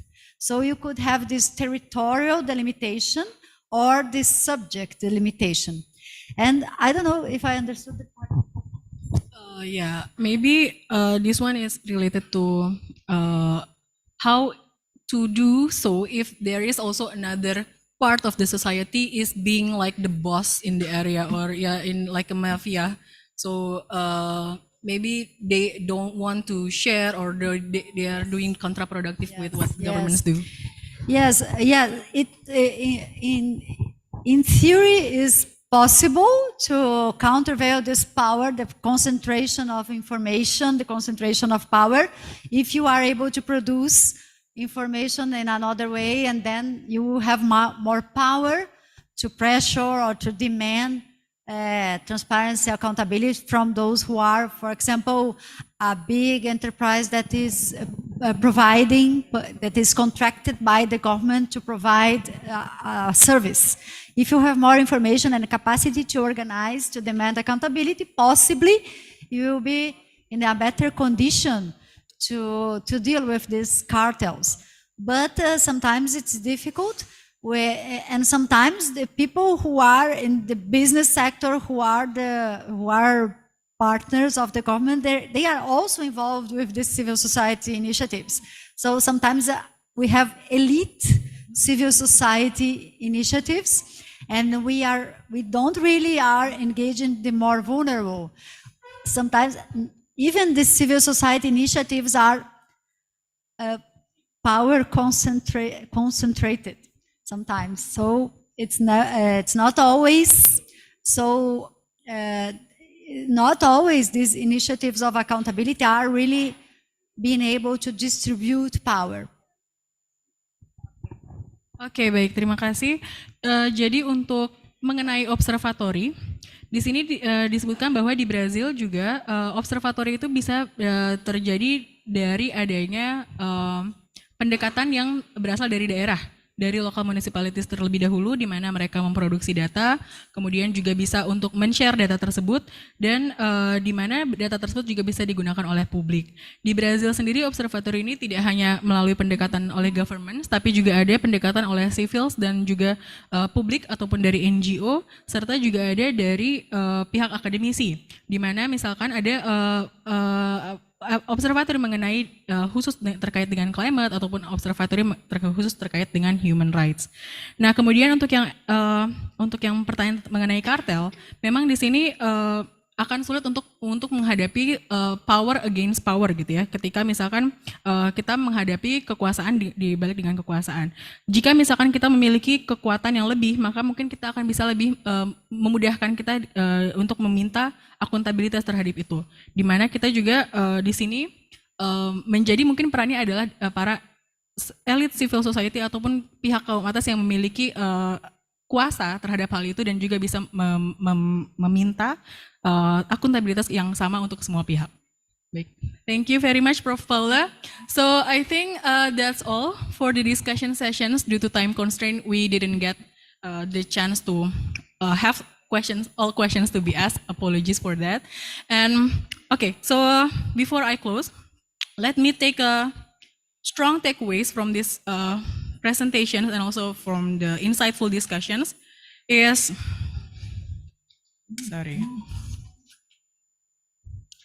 okay, so again, what Prof. Paula has been said to us about open government, accountability, social accountability, participatory and all, it all are interconnected and are effectively hold the government's account to integrated perspective, and there are all crucial parts. The social accountability itself, it is where we need to be accountable not only just doing what we are asked to do, but we also need to involve, to inclusive to all every aspects. And again, for what Prof. Paula has been asked in the first her presentations, we need to be accountable for who and for what. Okay, I think that's all for the presentations, and maybe some of you also had another takeaways. But before I close, I would like to express my gratitude deeply for Professor Paula. As you know that we are really good at keeping her busy since day one, since Monday. And even though like Brazil and Jakarta has like 10 hours time differences, where she should be sleeping right now, but here she is gitu ya, very dedicated to show her knowledge and also interest and insight to us. So for that, I really appreciate and thankful for Professor Paula. And I would like to ask everybody in this room to say muito. Can you say muito? Obrigado. Okay. Is that for thank you very much? Is that correct? Muito obrigada, terima kasih. Muito obrigado, Professor Paula. Okay. That's a wrap for this session. Thank you. I hope you found this informative and useful. Apologies for any shortcomings in this event. I return the event to MC. Thank you very much.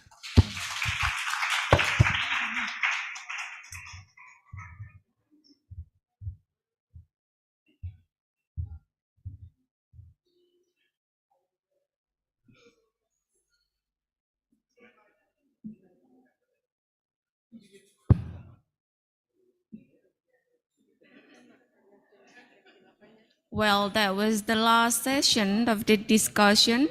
Thank you again, Muito, Professor Paula, and Ms. Keisha for the inspiring discussion. Well, ladies and gentlemen, our respected speakers, let's have a moment to remember by taking a photo session. We invite Professor Myong, Professor Paula, and Professor Nurlia to take a photo together. And we also have souvenirs for the speakers that will be given by our director, Professor Nurlia Nurdin. Please, for all the professors, go move to the front of the stage. Well, while having our picture, I would like to say thank you for all the participants. I got a report from Ibu Mala, my vice directors. Yes, Bu Mala, that it reached to 500 participants online and offline. And this event actually meant to be for local government. Yeah, untuk local government. So we reach our goals to have these community services to our local government to be a smart cities. Thank you, thank you.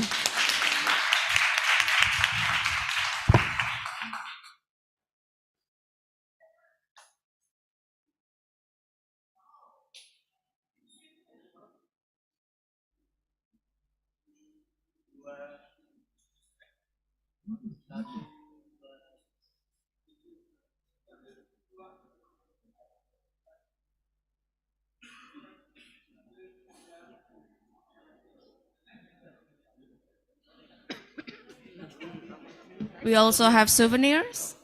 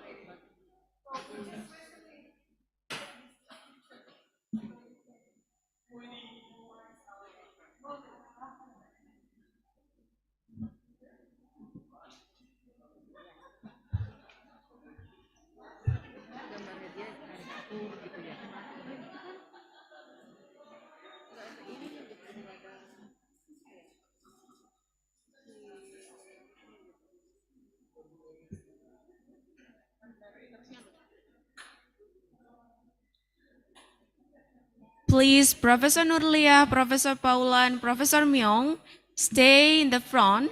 We also invite Professor Chang Hon Jung, Professor Jin Sol Park, Professor Hyun So Kim, Mr. Carlos, and all the vice directors to take another photo session.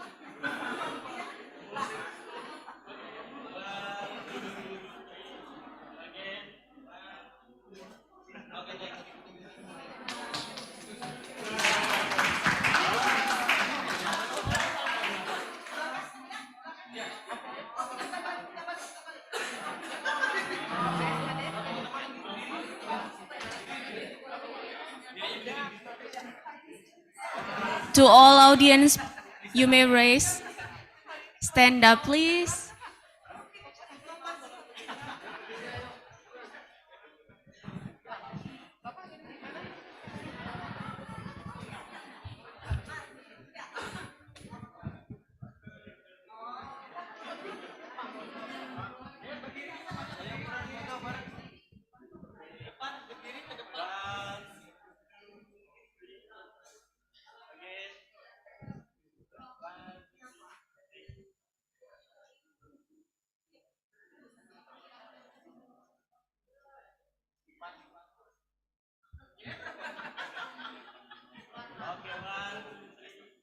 Ini Pak. Ini Oke, thank you.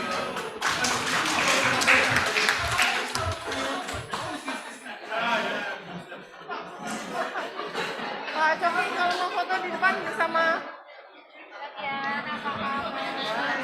Well, ladies and gentlemen, bersama para pembicara, dimohon kepada Bapak Kepala Bidang Bapeda Kabupaten Tangerang, Kepala Balitbang Kabupaten Muara Enim, Kepala Balitbang Kabupaten Seluma, Kepala Bapeda Kabupaten Musi Banyuasin, Kepala Bapeda Kabupaten Banggai, Kepala Bapeda Kabupaten Pasaman, beserta perwakilan, dimohon untuk mengambil foto bersama.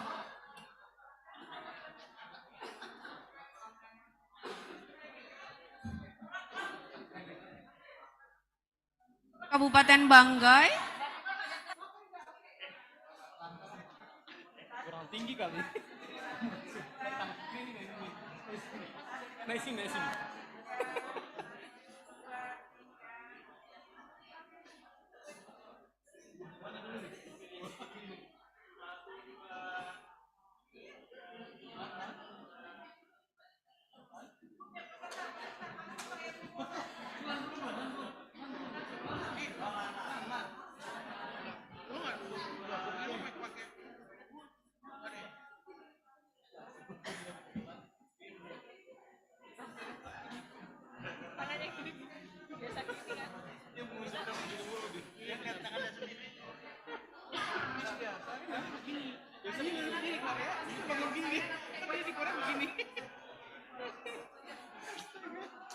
Thank you so much ya. Thank you so much.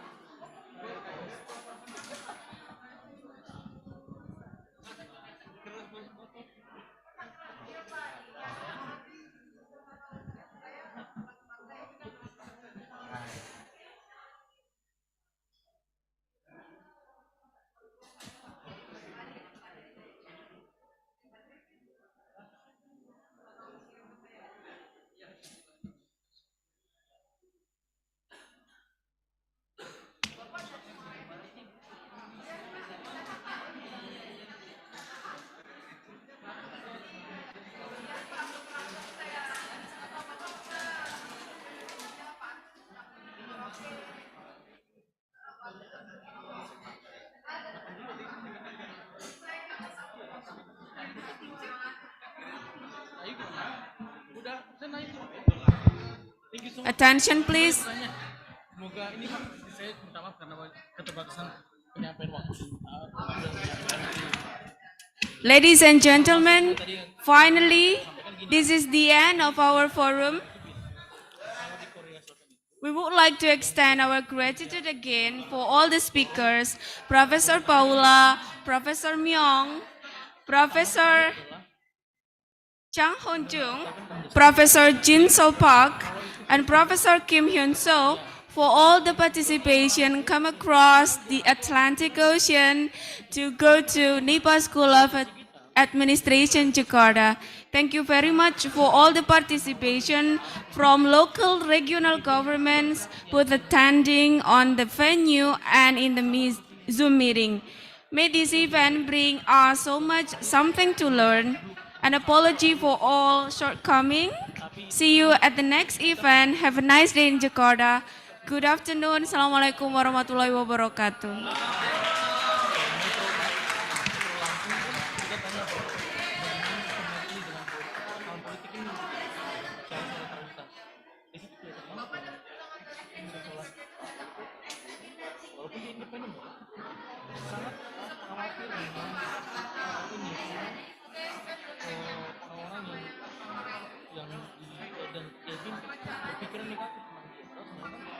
Dia sebagai itu nggak ada tapi Gitu Pak.